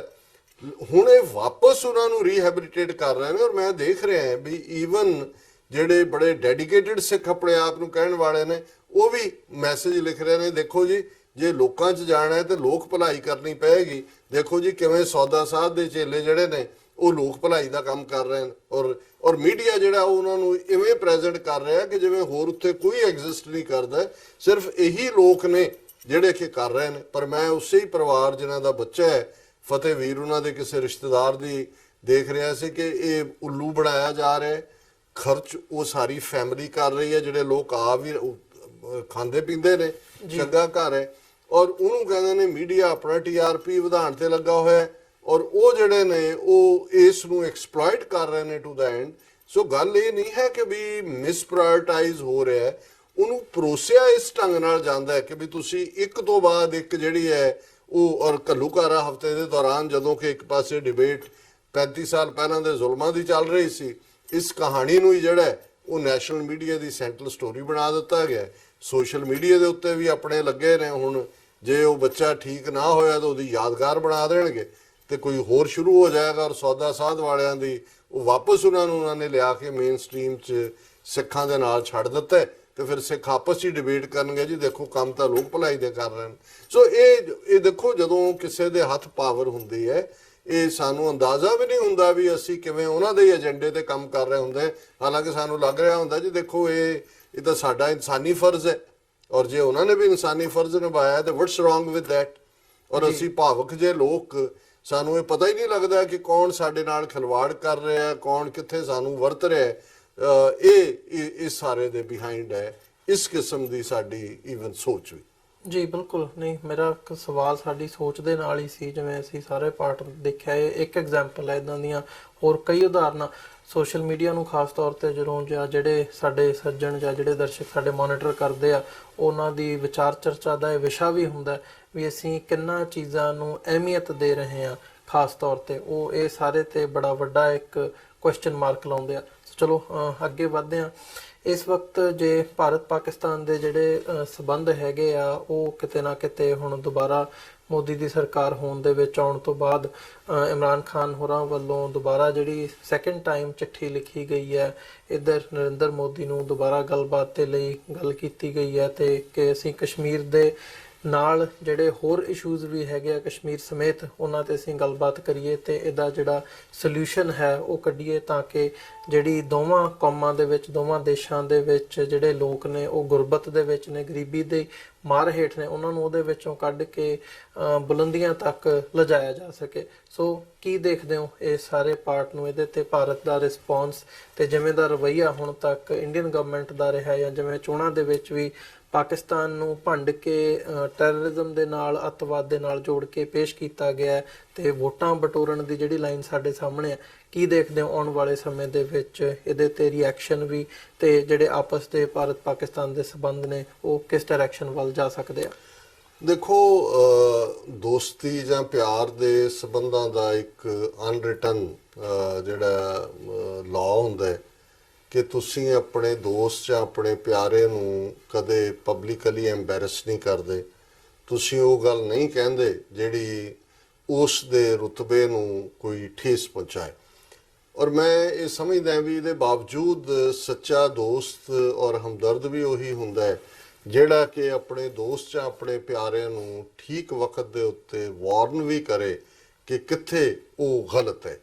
ਇਹਦੇ 'ਚ ਕੋਈ ਸ਼ੱਕ ਨਹੀਂ ਕਿ ਪਾਕਿਸਤਾਨ ਦੇ ਪ੍ਰਧਾਨ ਮੰਤਰੀ ਇਮਰਾਨ ਖਾਨ, ਉਹਨਾਂ ਦੀ ਹਕੂਮਤ ਬੜੇ ਜ਼ਬਰਦਸਤ ਅੰਦਰੂਨੀ ਬੁਹਰਾਨ ਦੇ ਨਾਲ ਜਿਹੜਾ ਫਾਈਨੈਂਸ਼ੀਅਲ ਕ੍ਰਾਈਸਿਸ ਹੈ ਉਹ ਜੂਝ ਰਹੀ ਹੈ। ਉਸ ਦੇ ਵਿੱਚ ਅਸੀਂ ਇਹ ਵੀ ਦੇਖਦੇ ਹਾਂ ਕਿ ਬੇਸ਼ੱਕ ਇੱਕ ਪਾਸੇ ਹਿਸਾਬ ਹੋਣ ਦੀ ਲਾਈਨ ਥੱਲੇ ਅੱਜ ਜਦੋਂ ਅਸੀਂ ਇਹ ਗੱਲਬਾਤ ਕਰ ਰਹੇ ਹਾਂ, ਆਲਰੇਡੀ ਜਿਹੜੇ ਪੀਪਲਜ਼ ਪਾਰਟੀ ਦੇ ਆਗੂ ਨੇ ਮਿਸਟਰ ਜ਼ਰਦਾਰੀ, ਉਹਨਾਂ ਦੀ ਗ੍ਰਿਫਤਾਰੀ ਨਾਇਬ ਨੇ ਆਰਡਰ ਕੀਤੀ ਹੈ। ਇਮਰਾਨ ਖਾਨ ਉਹਨਾਂ ਨੇ ਆਪਣੀ ਕੌਮ ਦੇ ਨਾਲ ਸਨੇਹ ਦੇ ਵਿੱਚ 30 ਜੂਨ ਤੱਕ ਦਾ ਟਾਈਮ ਆਪਣੇ ਦਿੱਤਾ ਹੈ ਸਾਰਿਆਂ ਨੂੰ ਕਿ ਭਾਈ ਤੁਹਾਡੀ ਬੇਨਾਮੀ ਕੋਈ ਐਸੈਟ ਬਾਹਰ ਅੰਦਰ ਜਿਹੜੇ ਗੈਰ ਕਾਨੂੰਨੀ ਨੇ ਉਹਨਾਂ ਨੂੰ ਡਿਕਲੇਅਰ ਕਰੋ। ਔਰ ਉਹਨਾਂ ਨੇ ਪੂਰਾ ਵੇਰਵਾ ਦਿੱਤਾ ਹੈ ਕਿ ਭਾਈ ਕਿੰਨਾ ਸਾਡੇ ਸਿਰ ਕਰਜ਼ ਹੈ ਔਰ ਕਿੰਨਾ ਜਿਹੜਾ ਅਸੀਂ ਟੈਕਸ ਚੋਰੀ ਕਰ ਰਹੇ ਹਾਂ ਔਰ ਟੈਕਸ ਨਾ ਮਿਲਣ ਕਰਕੇ ਜੋ ਕਲੈਕਟ ਹੁੰਦਾ ਉਹਦੇ ਚੋਂ ਅੱਧਾ ਉਹ ਕਰਜ਼ੇ ਦੀਆਂ ਕਿਸ਼ਤਾਂ 'ਚ ਚਲਾ ਜਾਂਦਾ ਹੈ। ਵੀ ਇਵੇਂ ਜਿਹੜੀ ਕੌਮ ਖੜੀ ਨਹੀਂ ਹੋਏਗੀ। ਸੋ ਉਹ ਇੱਕ ਇਮਾਨਦਾਰੀ ਦੇ ਨਾਲ ਆਪਣੇ ਮੁਲਕ ਨੂੰ ਵਾਪਸ ਪੈਰਾਂ ਤੇ ਖੜਾ ਕਰਨ ਦੀ ਕੋਸ਼ਿਸ਼ ਕਰ ਰਹੇ ਨੇ। ਪਰ ਦੂਸਰਾ ਪੱਖ, ਜਿਵੇਂ ਤੁਸੀਂ ਨਰਿੰਦਰ ਮੋਦੀ ਦੇ ਬਣਨ ਤੋਂ ਬਾਅਦ, ਉਸ ਤੋਂ ਪਹਿਲਾਂ ਵੀ ਉਹਨਾਂ ਦਾ ਇਹ ਕਹਿਣਾ ਕਿ ਇਹੀ ਸਰਕਾਰ ਬਣੇਗੀ ਮੋਸਟ ਲਾਈਕਲੀ ਔਰ ਅਸੀਂ ਉਹਨਾਂ ਦੇ ਨਾਲ ਮੋਰ ਕੰਫਰਟੇਬਲ ਹੋਵਾਂਗੇ। ਚਲੋ ਇਹਨੂੰ ਜੇ ਤੁਸੀਂ ਇਹ ਵੀ ਕਹੋ, ਕਈਆਂ ਨੇ ਕਿਹਾ ਜੀ ਗੁਗਲੀ ਸੀ ਇਹ ਦੱਸਣ ਦੇ, ਕਈ ਨੇ ਕਿਹਾ ਜੀ ਉਹਨਾਂ ਦੀ ਇੰਟੈਲੀਜੈਂਸ ਹੀ ਦੱਸ ਰਹੀ ਸੀ ਵੀ ਉਹਨੇ ਜਿੱਤਣਾ। ਇਸ ਨੂੰ ਵੀ ਪਾਸੇ ਰੱਖ ਦਿਓ। ਫਿਰ ਜਿਹੜਾ ਮੋਦੀ ਸਰਕਾਰ ਵੱਲੋਂ ਉਹਨਾਂ ਨੂੰ ਸਹੁੰ ਚੁੱਕ ਸਮਾਗਮ ਤੇ ਨਾ ਸੱਦਣਾ ਔਰ ਇਸ ਦੇ ਉਲਟ ਜਿਹੜੇ ਦੂਜੇ ਪਾਸੇ ਦੇ ਗਵਾਂਢੀ ਨੇ ਇੱਧਰ ਦੇ ਸਾਰਕ ਵਾਲਿਆਂ ਨੂੰ ਛੱਡ ਦਿੱਤਾ ਔਰ ਉਧਰ ਜਿਹੜਾ ਕੋਈ ਬਰਮਾ ਤੇ ਬੰਗਲਾਦੇਸ਼ ਤੇ ਭੂਟਾਨ ਤੇ ਥਾਈਲੈਂਡ ਇਹ ਸਾਰੇ ਸੱਦ ਲਏ। ਫਿਰ ਵੀ ਇਮਰਾਨ ਖਾਨ ਉਹਨਾਂ ਨੇ ਚਿੱਠੀ ਲਿਖੀ ਜਿਹਦੇ 'ਚ ਉਹਨਾਂ ਨੇ ਮੁਬਾਰਕ ਵੀ ਦਿੱਤੀ, ਫੋਨ ਵੀ ਕੀਤਾ, ਮੁਬਾਰਕ ਵੀ ਦਿੱਤੀ ਔਰ ਕਿਹਾ ਜੀ ਅਸੀਂ ਸਾਰੇ ਮਸਲੇ ਕਸ਼ਮੀਰ ਸਮੇਤ ਗੱਲਬਾਤ ਰਾਹੀਂ ਹੱਲ ਕਰਨਾ ਚਾਹੁੰਦੇ। ਉਹਨਾਂ ਦਾ ਰਿਸਪੌਂਸ ਜਿਸ ਕਿਸਮ ਦਾ ਸੀ ਉਹ ਉਹੀ ਸੀ ਕਿ ਜੀ terror and talks can't go together. So ਮੈਂ ਸਮਝਦਾ ਹਾਂ ਵੀ ਇੰਨਾ ਹੀ ਕਾਫੀ ਸੀ ਇਹ ਜਿਹੜਾ ਬਾਰ-ਬਾਰ। ਔਰ ਉਸ ਤੋਂ ਬਾਅਦ ਅਸੀਂ ਦੇਖਦੇ ਹਾਂ ਵੀ ਕਿਵੇਂ ਜੇ ਪਾਕਿਸਤਾਨ ਦੇ ਹਾਈ ਕਮਿਸ਼ਨ ਨੇ ਦਿੱਲੀ ਦੇ ਵਿੱਚ ਫਾਈਨਲੀ ਜਿਹੜੀ ਹੈ ਈਦ ਦੀ ਪਾਰਟੀ ਥਰੋ ਕੀਤੀ ਤੇ ਕਿਵੇਂ ਜਿਹੜੇ ਆਏ ਉਹਨਾਂ ਨੂੰ ਸਿਕਿਉਰਿਟੀ ਏਜੰਸੀਆਂ ਨੇ ਰੋਕ ਕੇ ਘੇਰ ਕੇ ਫੋਟੋਆਂ ਆਈਡੀਜ਼ ਹਰਾਸ ਕੀਤਾ। ਪਾਕਿਸਤਾਨ ਨੇ ਟਿਟ ਫॉर ਟੈਟ ਕੀਤਾ, ਜਿਹੜਾ ਇੰਡੀਅਨ ਹਾਈ ਕਮਿਸ਼ਨ ਨੇ ਉੱਥੇ ਪਾਰਟੀ ਥਰੋ ਕੀਤੀ। ਸੋ ਇਸ ਤੋਂ ਬਾਅਦ ਹੁਣ ਬਾਰ-ਬਾਰ ਇਹ ਚਿੱਠੀ ਲਿਖਣ ਦਾ ਮੈਨੂੰ ਨਹੀਂ ਸਮਝ ਆਈ ਕਿ ਬਈ ਇਹਦਾ ਕੀ ਪਿਛੋਕੜ ਹੈ, ਤੁਸੀਂ ਕਿਉਂ ਇਨਸਲਟ ਹੋਣਾ ਚਾਹੁੰਦੇ ਹੋ ਬਾਰ-ਬਾਰ। ਇਹ ਠੀਕ ਹੈ ਵੀ ਉਹ ਸ਼ਾਇਦ ਇਹ ਜੇ ਕੱਲ ਨੂੰ ਕੋਈ ਟਕਰਾਅ ਦੀ ਲਾਈਨ ਦੁਬਾਰਾ ਹੁੰਦੀ ਹੈ ਤਾਂ ਕਈ ਵਾਰੀ ਤੁਸੀਂ ਆਪਣਾ ਕੇਸ ਹੀ ਬਿਲਟ ਕਰ ਰਹੇ ਹੁੰਦੇ ਹੋ ਜੀ ਵੀ ਟਰਾਈਡ 3 ਟਾਈਮਸ। ਪਰ ਮੈਂ ਸਮਝਦਾ ਵੀ ਇਹ ਕਮਜ਼ੋਰੀ ਤੁਸੀਂ ਕਿਹਨਾਂ ਦੇ ਨਾਲ ਡੀਲ ਕਰ ਰਹੇ ਹੋ। ਜੇ ਤੁਸੀਂ ਇਹਨਾਂ ਦਾ ਬ੍ਰਾਹਮਣਵਾਦ, ਇਹਨਾਂ ਦਾ ਭੂਤਰਿਆਂ ਹੋਇਆਂ ਦਾ ਦੇਖਣਾ ਔਰ ਮੈਂ ਅਕਸਰ ਉਹ 19ਵੀਂ ਸਦੀ ਦੇ ਇੱਕ ਕਿਸੇ ਅੰਗਰੇਜ਼ ਅਨਨੋਨ ਦਾ ਜਿਹੜੇ ਮੈਂ ਆਪਣੇ ਬਜ਼ੁਰਗਾਂ ਤੋਂ ਹੀ ਅਖਾਣ ਸੁਣਿਆ ਸੀ ਕਿ ਉਹਨੇ ਆਪਣੇ ਕਿਤੇ ਇਹ ਕਿਹਾ ਸੀ ਐਨਾਲਿਸਿਸ ਬ੍ਰਾਹਮਣ ਦਾ ਔਰ ਇਹਨਾਂ ਦੇ ਜਿਸ ਕਿਸਮ ਦਾ ਇਹਨਾਂ ਦਾ ਵਰਤਾਰਾ ਹੈ ਕਿ ਈਦਰ ਐਟ ਯੂਰ ਥਰੋਟ ਔਰ ਐਟ ਯੂਰ ਫੀਟ, ਕਿ ਜਾਂ ਤੁਹਾਡੀ ਧੌਣ ਨੂੰ ਪੈਂਦੇ ਨੇ ਸ਼ਾਹ ਰਗ ਨੂੰ ਤੇ ਜਾਂ ਤੁਹਾਡੇ ਪੈਰੀ ਡਿੱਗਿਆ ਹੁੰਦੇ ਨੇ। ਸੋ ਹੁਣ ਇੱਕ ਪਾਸੇ ਤਾਂ ਉਹ ਪਾਕਿਸਤਾਨ ਦੀ ਸ਼ਾਹ ਰਗ ਨੂੰ ਪੈਂਦੇ ਨੇ, ਸਾਰੀ ਚੋਣ ਕੈਂਪੇਨ ਉਹਦੇ ਤੇ ਰਨ ਕੀਤਾ ਤੇ ਤੁਸੀਂ ਜਿਹੜਾ ਇਸ ਕਿਸਮ ਦਾ ਬਾਰ-ਬਾਰ ਕਰਨਾ ਇਹ ਠੀਕ ਨਹੀਂ ਹੈ। ਔਰ ਮੈਂ ਸਮਝਦਾ ਵੀ ਇਹ ਕੋਈ ਤੁਹਾਡੀ ਸਟਰੈਂਥ ਸ਼ੋ ਨਹੀਂ ਕਰਦਾ ਹੈ, ਇਹ ਤੁਹਾਡੀ ਵੀਕਨੈਸ ਹੀ ਸ਼ੋ ਕਰ ਰਿਹਾ। ਔਰ ਉਹ ਤੁਹਾਨੂੰ ਬਾਰ-ਬਾਰ ਤੁਸੀਂ ਉਹਨਾਂ ਦੇ ਪੈਰਾਂ ਵੱਲ ਜਾਓਗੇ ਉਹ ਤੁਹਾਨੂੰ ਫਿਰ ਠੁੱਡ ਮਾਰਦੇ ਨੇ। ਫਿਰ ਤੁਸੀਂ ਕਿਆ ਕਹਿੰਦੇ ਜੀ ਨਹੀਂ ਅਸੀਂ ਤਾਂ ਗੱਲਬਾਤ ਰਾਹੀਂ, ਗੱਲਬਾਤ ਇਸ ਤਰ੍ਹਾਂ ਨਹੀਂ ਹੁੰਦੀ। ਔਰ ਮੈਂ ਸਮਝਦਾ ਵੀ ਇਹਨੂੰ ਬੰਦ ਕਰ ਦੇਣਾ ਚਾਹੀਦਾ ਔਰ ਆਪਣਾ ਠੀਕ ਹੈ ਜੋ ਉਸ ਵੇਲੇ ਮੁਲਕ ਦਾ ਅੰਦਰੂਨੀ ਬੁਹਰਾਨ ਹੈ ਉਹਨਾਂ ਚੈਲੰਜਸ ਨੂੰ ਦੇਖਿਆ ਜਾਏ। ਪਾਕਿਸਤਾਨ ਫੋਰਨ ਪਾਲਿਸੀ ਦੇ ਲਿਹਾਜ਼ ਨਾਲ ਸੇਫ ਥਾਂ ਤੇ ਖੜਾ ਹੈ। ਚਾਈਨਾ ਹੈ, ਅਮਰੀਕਾ ਹੈ, ਰਸ਼ੀਆ ਹੈ। ਕੋਈ ਇਹਨਾਂ ਦਾ ਇੰਡੀਆ ਪ੍ਰਤੀ ਜਿਹੜਾ ਇਸ ਕਿਸਮ ਦਾ ਅਗੇਨ ਐਂਡ ਅਗੇਨ ਹੰਬਲ ਵਰਤਾਰਾ ਇਹ ਆਪਣੀ ਕਮਜ਼ੋਰੀ ਨੂੰ ਜ਼ਾਹਰ ਕਰਨਾ ਹੈ। ਇਹ ਹੋਰ ਇਸ ਤੋਂ ਵੱਧ ਕੇ ਕੁਝ ਨਹੀਂ ਹੈ ਜੀ। ਪਰ ਜੇ ਪਾਕਿਸਤਾਨ ਦੀ ਇੰਟਰਨਲ ਪਾਲਿਸੀ ਬਾਰੇ ਦੇਖਿਆ ਜਾਵੇ, ਜਿਵੇਂ ਇਮਰਾਨ ਖਾਨ ਤੋਂ ਕਾਫੀ ਹੋਪਸ ਜਿਹੜੀਆਂ ਨੇ ਉਹ ਲਾਈਆਂ ਜਾ ਰਹੀਆਂ ਸੀ, ਜਿਹੜਾ ਉਹਨਾਂ ਨੇ ਨਾਰਾ ਵੀ ਨਵੇਂ ਪਾਕਿਸਤਾਨ ਦਾ ਦਿੱਤਾ ਤੇ ਅਦਰਵਾਈਜ਼ ਵੀ ਹੈ, ਪਰ ਜਿਹੜੀ ਫਾਈਨੈਂਸ਼ੀਅਲ ਸਿਚੁਏਸ਼ਨ ਹੈ ਇਸ ਵਕਤ ਪਾਕਿਸਤਾਨ ਦੀ ਉਹ ਕਾਫੀ ਥੱਲੇ ਨੂੰ ਜਾਂਦੀ ਦਿਖ ਰਹੀ ਹੈ। ਉਹ ਇੰਟਰਨੈਸ਼ਨਲ ਮੋਨਿਟਰੀ ਫੰਡ ਦਾ ਨਾਲ ਗੱਲਬਾਤ ਦਾ ਹੋਵੇ ਜਾਂ ਹੋਰ ਜਿਹੜੇ ਸਾਰੇ ਇਸ਼ੂਜ਼ ਹੈਗੇ ਨੇ, ਤੁਸੀਂ ਕੀ ਸਮਝਦੇ ਹੋ ਕਿ ਇਸ ਵਕਤ ਜਿਹੜੀ ਜਿਸ ਸਥਿਤੀ ਦੇ ਵਿੱਚ ਪਾਕਿਸਤਾਨ ਖੜਾ ਹੈ, ਕੀ ਉਹ ਆਪਣੇ ਆਪ ਨੂੰ ਇਸ ਸਾਰੇ ਫਾਈਨੈਂਸ਼ੀਅਲ ਕਰੰਚ ਦੇ ਵਿੱਚੋਂ ਕੱਢਣ ਦੇ ਵਿੱਚ ਕਾਮਯਾਬ ਹੋਵੇਗਾ? ਕਿਉਂਕਿ ਕਾਫੀ ਕੁਝ ਪਾਕਿਸਤਾਨ ਦੀ ਇਸ ਸਿਚੁਏਸ਼ਨ ਦੇ ਵਿੱਚੋਂ ਨਿਕਲਣ ਜਾਂ ਨਾ ਨਿਕਲਣ ਦੇ ਉੱਤੇ ਡਿਪੈਂਡ ਕਰਦਾ ਜਦੋਂ ਅਸੀਂ ਸਾਊਥ ਏਸ਼ੀਅਨ ਪੋਲਿਟਿਕਸ ਨੂੰ ਦੇਖਦੇ ਹਾਂ। ਦੇਖੋ, ਸਭ ਤੋਂ ਪਹਿਲਾਂ ਇਹ ਹੁੰਦਾ ਹੈ ਕਿ ਜਿਸ ਬੰਦੇ ਦੀ ਅਸੀਂ ਗੱਲ ਕਰਦੇ ਹਾਂ ਪਹਿਲਾਂ ਉਹਨਾਂ ਦਾ ਆਪਣਾ ਕਿਰਦਾਰ ਕੀ ਹੈ। ਇਮਰਾਨ ਖਾਨ ਇੱਕ ਇਮਾਨਦਾਰ ਇਨਸਾਨ ਦੇ ਤੌਰ ਤੇ, ਜਿਨ੍ਹਾਂ ਨੇ ਡੂਅਰ ਦੇ ਤੌਰ ਤੇ ਫਿਲੈਂਥਰੋਪੀ 'ਚ ਅਸੀਂ ਦੇਖਦੇ ਹਾਂ ਕਿ ਸ਼ੌਕਤ ਖਾਨਮ ਆਪਣੀ ਮਦਰ ਦੇ ਨਾਂ ਤੇ ਉਹਨਾਂ ਨੇ ਜਿਹੜਾ ਕੈਂਸਰ ਹਸਪੀਟਲ ਐਸਟੈਬਲਿਸ਼ ਕੀਤਾ, ਕੋਈ ਸੋਚ ਵੀ ਨਹੀਂ ਸੀ ਸਕਦਾ ਕਿ ਪਾਕਿਸਤਾਨ ਦੁਨੀਆ ਦੇ ਉਸ ਜਿਹੜਾ ਮੁਕਾਮ ਦੇ ਵਿੱਚ ਇਸ ਕਿਸਮ ਦੀ ਇੰਸਟੀਟਿਊਸ਼ਨ ਖੜੀ ਕਰ ਸਕਦਾ ਹੈ। ਔਰ ਜਿਹਨੂੰ ਤੁਸੀਂ ਕਹਿੰਦੇ ਹੋ ਕਿ ਫਰੋਮ ਦਾ ਸਕ੍ਰੈਚ, ਜਿਹਦੇ ਲਈ ਆਪ ਚੁਰਾਹਿਆਂ 'ਚ ਬੈਠ ਕੇ ਉਹਨਾਂ ਨੇ ਡੋਨੇਸ਼ਨ ਮੰਗੀ, ਆਪਣੇ ਕੋਲੋਂ ਵੀ ਦਿੱਤਾ ਹੈ, ਪਰ ਬਹੁਤ ਸਾਰਾ ਇਸੇ ਤਰ੍ਹਾਂ ਉਹਨਾਂ ਦਾ ਜਿਹੜਾ ਕ੍ਰਿਕਟ ਦੇ ਪਾਰਟ 'ਚ ਵੀ ਕਿਵੇਂ ਇੱਕ ਲੂਜ਼ਰ ਟੀਮ ਨੂੰ ਉਹਨਾਂ ਨੇ ਜਿਹੜਾ ਉਹ ਕਪਤਾਨ ਬਣ ਕੇ ਜਿੱਤ ਤੱਕ ਪਹੁੰਚਾਇਆ। ਸੋ ਮੈਂ ਸਮਝਦਾ ਹਾਂ ਵੀ ਇਹ ਜਦੋਂ ਕਿਸੇ ਮੁਲਕ ਦੀ ਸਥਿਤੀ ਜਿਹੜੀ ਕਿ ਪਿਛਲੇ ਲੰਬੇ ਵਕਤ ਤੋਂ, ਮੈਂ ਅੰਦਰੂਨੀ ਤੇ ਨਹੀਂ ਪੈਣਾ ਚਾਹੁੰਦਾ ਕਿਸੇ ਵੀ ਗੱਲ 'ਚ ਕਿ ਇਹਦੇ ਲਈ ਕੌਣ ਜ਼ਿੰਮੇਵਾਰ ਹੈ ਕੌਣ ਨਹੀਂ, ਪਰ ਇਹਦੇ 'ਚ ਇੱਕ ਗੱਲ ਜ਼ਾਹਰ ਹੈ ਕਿ ਜਿਹੜਾ ਕਰਪਟ ਪੋਲੀਟੀਸ਼ੀਅਨ ਹੈ ਕਿਸੇ ਵੀ ਖਿੱਤੇ ਦੇ ਵਿੱਚ, ਉਹ ਇੰਸਟੀਟਿਊਸ਼ਨਸ ਨੂੰ ਵੀ ਡਿਸਟਰੋਏ ਕਰਦਾ, ਕਿਉਂਕਿ ਜਦੋਂ ਉਹ ਆਪ ਕਰਪਟ ਹੁੰਦਾ ਹੈ ਉਹਨੇ ਇੰਸਟੀਟਿਊਸ਼ਨਸ ਨੂੰ ਵੀ ਕਰਪਟ ਕਰਨਾ ਹੈ। ਉਹਨਾਂ ਤੋਂ ਜਿਹੜਾ ਹੈ ਉਹ ਕੋਈ ਉਸ ਦਾ ਹਿਸਾਬ ਕਿਤਾਬ ਨਾ ਹੋਏ, ਫਿਰ ਉਹ ਜਿਹੜੀ ਅਕਾਊਂਟੇਬਿਲਟੀ ਵਾਲੇ ਨੇ ਉਹਨਾਂ ਨੂੰ ਵੀ ਕਰਪਟ ਕਰਨਾ। ਸੋ ਕੁਛ ਮਹੀਨੇ ਦੇ ਵਿੱਚ ਜਿਹੜਾ ਹੈ ਮੈਂ ਸਮਝਦਾ ਵੀ less than a year Imran Khan ਕੋਈ ਮੈਜਿਕ ਕਰ ਦੇਗਾ। ਹਾਂ, ਲੋਕਾਂ ਦਾ ਐਕਸਪੈਕਟੇਸ਼ਨ ਗ੍ਰਾਫ ਹੁੰਦਾ, ਉਹਨਾਂ ਨੂੰ ਸ਼ਾਇਦ ਨਿਰਾਸ਼ਤਾ ਵੀ ਹੋਏਗੀ, ਪਰ ਮੈਨੂੰ ਇਹ ਲੱਗਦਾ ਹੈ ਕਿ ਵੀ ਇਮਰਾਨ ਖਾਨ ਦੀ ਇੰਟੈਂਟ, ਇੰਟੈਗਰਿਟੀ ਔਰ ਜਿਸ ਪਾਥ ਦੇ ਉੱਤੇ ਉਹ ਚੱਲਿਆ, ਇਹ ਤਿੰਨੋਂ ਹੀ ਕਰੈਕਟ ਨੇ। ਔਰ ਅਲਟੀਮੇਟਲੀ ਕੋਈ ਹੋਰ ਐਸਾ ਭਾਣਾ ਨਾ ਵਾਪਰ ਜਾਏ ਜਿਹਦੇ ਥੱਲੇ ਕਈ ਵਾਰ ਜਦੋਂ ਸਾਰੀ ਕਰਪਟ ਮਾਸ਼ਰਾ ਹੋਇਆ ਹੁੰਦਾ ਹੈ, ਉਹ ਕੋਈ ਇਸ ਕਿਸਮ ਦੀ ਸਾਜ਼ਿਸ਼ ਕਰਕੇ ਡੀਥਰੋਨ ਕਰ ਦੇਣ ਜਾਂ ਦੂਜਾ। ਔਰ ਜਿੱਥੋਂ ਤੱਕ ਮੇਰਾ ਆਈਡੀਆ ਹੈ ਕਿ ਵੀ ਜਿਹੜੀ ਸਭ ਤੋਂ ਪਾਵਰਫੁਲ ਇੰਸਟੀਟਿਊਸ਼ਨ ਪਾਕਿਸਤਾਨ ਦੀ ਹੈ, ਐਸਟੈਬਲਿਸ਼ਮੈਂਟ ਜਿਹਨੂੰ ਅਸੀਂ ਫੌਜ ਕਹਿੰਦੇ ਹਾਂ, ਉਹ ਸੋਲਿਡਲੀ ਬਿਹਾਈਂਡ ਖੜੀ ਹੈ। ਸੋ ਮੈਂ ਸਮਝਦਾ ਹਾਂ ਵੀ ਇਮਰਾਨ ਖਾਨ ਨੂੰ ਮੌਕਾ ਦੇਣਾ ਚਾਹੀਦਾ ਔਰ ਇਹ ਚੇਂਜ ਕਰਨ ਦੇ ਸਮਰੱਥ ਹੈ ਇਹ ਸਾਰਿਆਂ ਨੂੰ। ਕੋਈ ਮਿਰੈਕਲ ਤੇ ਨਹੀਂ ਹੋਣੀ, ਲੇਕਿਨ ਇਹਦੇ 'ਚ ਕੋਈ ਸ਼ੱਕ ਨਹੀਂ ਹੈ ਕਿ ਜੇ ਇੱਕ ਵਾਰ ਫੇਥ ਬਣਨਾ ਸ਼ੁਰੂ ਹੋ ਜਾਂਦਾ ਹੈ, ਹਾਲ ਦੀ ਘੜੀ ਲੋਕਾਂ ਦੇ ਵਿੱਚ ਜ਼ਾਹਰ ਹੈ ਜਦੋਂ ਤੁਹਾਡਾ ਰੁਪਿਆ ਡੀਵੈਲਿਊ ਹੁੰਦਾ ਹੈ ਔਰ ਗੈਸ ਔਰ ਦੂਸਰੀ ਤੀਸਰੀ ਦੀਆਂ ਕੀਮਤਾਂ ਸਕਾਈ ਹਾਈ ਹੁੰਦੀਆਂ ਡੇ ਟੂ ਡੇ ਲਾਈਫ, ਔਰ ਜਿਹੜੇ ਲੋਕ ਸਫ਼ਰ ਕਰ ਰਹੇ ਨੇ, ਜਿਨ੍ਹਾਂ ਨੂੰ ਜਿਹੜੇ ਇੱਕ ਜੈਨੂਇਨ ਸਫ਼ਰ ਕਰਨ ਵਾਲੇ ਨੇ ਗ੍ਰਾਸ ਰੂਟ ਲੈਵਲ ਦੇ ਉੱਤੇ, ਬਟ ਇੱਕ ਉਹ ਨੇ ਜਿਨ੍ਹਾਂ ਨੇ ਧਨ ਦੇ ਅੰਬਾਰ ਇਕੱਠੇ ਕੀਤੇ ਹੋਏ ਨੇ ਔਰ ਉਹਨਾਂ ਨੂੰ ਉਹ ਖੁੱਸਦਾ ਨਜ਼ਰ ਆਉਂਦਾ ਹੈ। ਉਹਦੇ ਲਈ ਉਹਨਾਂ ਨੂੰ ਸਟਾਕ ਮਾਰਕੀਟ 'ਚ ਹਿਲਜੁਲ ਕਰਨੀ ਪਏ, ਉਹਨਾਂ ਨੂੰ ਕੋਈ ਹੋਰ ਸਾਜ਼ਿਸ਼ ਕਰਨੀ ਪਏ, ਨੈਗੇਟਿਵਿਟੀ ਕਰਨੀ ਪਏ, ਉਹ ਕਿਸੇ ਹੱਦ ਤੱਕ ਵੀ ਜਾਣਗੇ ਕਿਉਂਕਿ ਉਹ ਜਿਹੜੀ ਇਲ ਗੋਟਨ ਵੈਲਥ ਹੈ ਉਹਨੂੰ ਉਹ ਸੇਵ ਕਰਨਾ ਚਾਹੁੰਦੇ ਨੇ। ਸੋ ਮੈਂ ਸਮਝਦਾ ਵੀ ਇਹ ਕਾਫੀ ਡੂੰਘੇ ਹਿਕਅਪਸ ਨੇ, ਹਿਚਕੀਆਂ ਨੇ, ਕਾਫੀ ਡੂੰਘੀਆਂ ਹਿਚਕੀਆਂ ਨੇ, ਪਰ ਮੈਨੂੰ ਇਹ ਲੱਗਦਾ ਹੈ ਕਿ ਵੀ ਜੇ ਜਿਹੜੀ ਕੰਸਿਸਟੈਂਸੀ ਹੈ, ਇੰਟੈਗਰਿਟੀ ਹੈ, ਇੰਟੈਂਟ ਹੈ, ਇਹ ਸਾਰੇ ਨੂੰ ਮੈਂ ਦੇਖਦਾ ਤੇ ਮੈਂ ਸਮਝਦਾ ਵੀ ਇਮਰਾਨ ਖਾਨ ਇੱਕ ਚੰਗਾ ਕੈਪਟਨ ਹੈ। ਔਰ ਇਹ ਜਿਹੜੀ ਕਈਆਂ ਨੂੰ ਲੱਗਦਾ ਹੈ ਜੀ ਇਹ ਸਿੰਕਿੰਗ ਸ਼ਿਪ ਹੈ, ਕਿਸੇ ਨੂੰ ਇਹ ਹੈ, ਇਹਦੇ 'ਚ ਵੀ ਕੋਈ ਸ਼ੱਕ ਨਹੀਂ ਹੈ। ਜਿਵੇਂ ਆਮ ਕਿਹਾ ਜਾਂਦਾ ਹੈ ਕਿ ਜਦੋਂ ਲੱਗਦਾ ਹੈ ਵੀ ਸ਼ਿਪ ਡੁੱਬਣ ਲੱਗੀ ਹੈ, ਚੂਹੇ ਦੌੜ ਜਾਂਦੇ। ਔਰ ਸੈਕੰਡ ਪਾਰਟ ਜਿਹੜਾ ਮੈਂ ਸਮਝਦਾ ਵੀ ਇਮਰਾਨ ਖਾਨ ਦੀ ਪ੍ਰੋਬਲਮ ਹੈ ਜੀ, ਹੁਣ ਤੁਸੀਂ ਆਪਣੀ ਜਿਹੜੀ ਟੀਮ ਬਣਾਈ ਹੈ, ਵਜ਼ੀਰਾਂ ਦੀ ਬਣਾਈ ਹੈ ਜਾਂ ਦੂਜਾ, ਅਲਟੀਮੇਟਲੀ ਉਹਨਾਂ 'ਚੋਂ ਬਹੁਤੇ ਉਹੀ ਨੇ ਜਿਹੜੇ ਕਦੇ ਇੱਕ ਧਿਰ 'ਚ ਸੀ ਜਾਂ ਦੂਜੇ 'ਚ ਸੀ, ਉਧਰੋਂ ਹੀ ਜੰਪ ਕਰਕੇ ਆਏ ਨੇ। ਸੋ ਉਹਨਾਂ ਦਾ ਆਪਣਾ ਬੈਗੇਜ ਵੀ ਨਾਲ ਹੈ। ਹੁਣ ਰਾਤੋਂ ਰਾਤ ਤਾਂ ਕੋਈ ਐਸਾ ਨਹੀਂ ਨਾ ਹੈ ਵੀ ਤੁਸੀਂ ਕਿਸੇ ਨੂੰ ਡੁਬਕੀ ਦਿਓ ਕਿਸੇ ਸਰਫ ਦੇ ਵਿੱਚ ਉਹਦਾ ਦਿਮਾਗ ਧੋਤਾ ਜਾਏ, ਪਿਛਲਾ ਉਹਦਾ ਧੋਤਾ ਗਿਆ ਤੇ ਸਾਫ਼ ਸੁਥਰਾ ਚਿੱਟਾ ਫਿਰ ਉੱਤੇ ਟੀਨੋਪੋਲ ਪਾ ਦਿਓ, ਇਵੇਂ ਤਾਂ ਨਹੀਂ ਹੁੰਦਾ। ਸੋ ਮੈਂ ਸਮਝਦਾ ਵੀ ਇਹ ਵੀ ਪਾਰਟ ਹੈ ਵੀ ਜਿਹੜੇ ਉਹਨਾਂ ਨੇ ਕੁਛ ਅੱਗੇ ਵੀ ਲਿਆਂਦੇ, ਉਹਨਾਂ ਨੇ ਵੀ ਲੈਟ ਡਾਊਨ ਕੀਤਾ, ਕਿਉਂਕਿ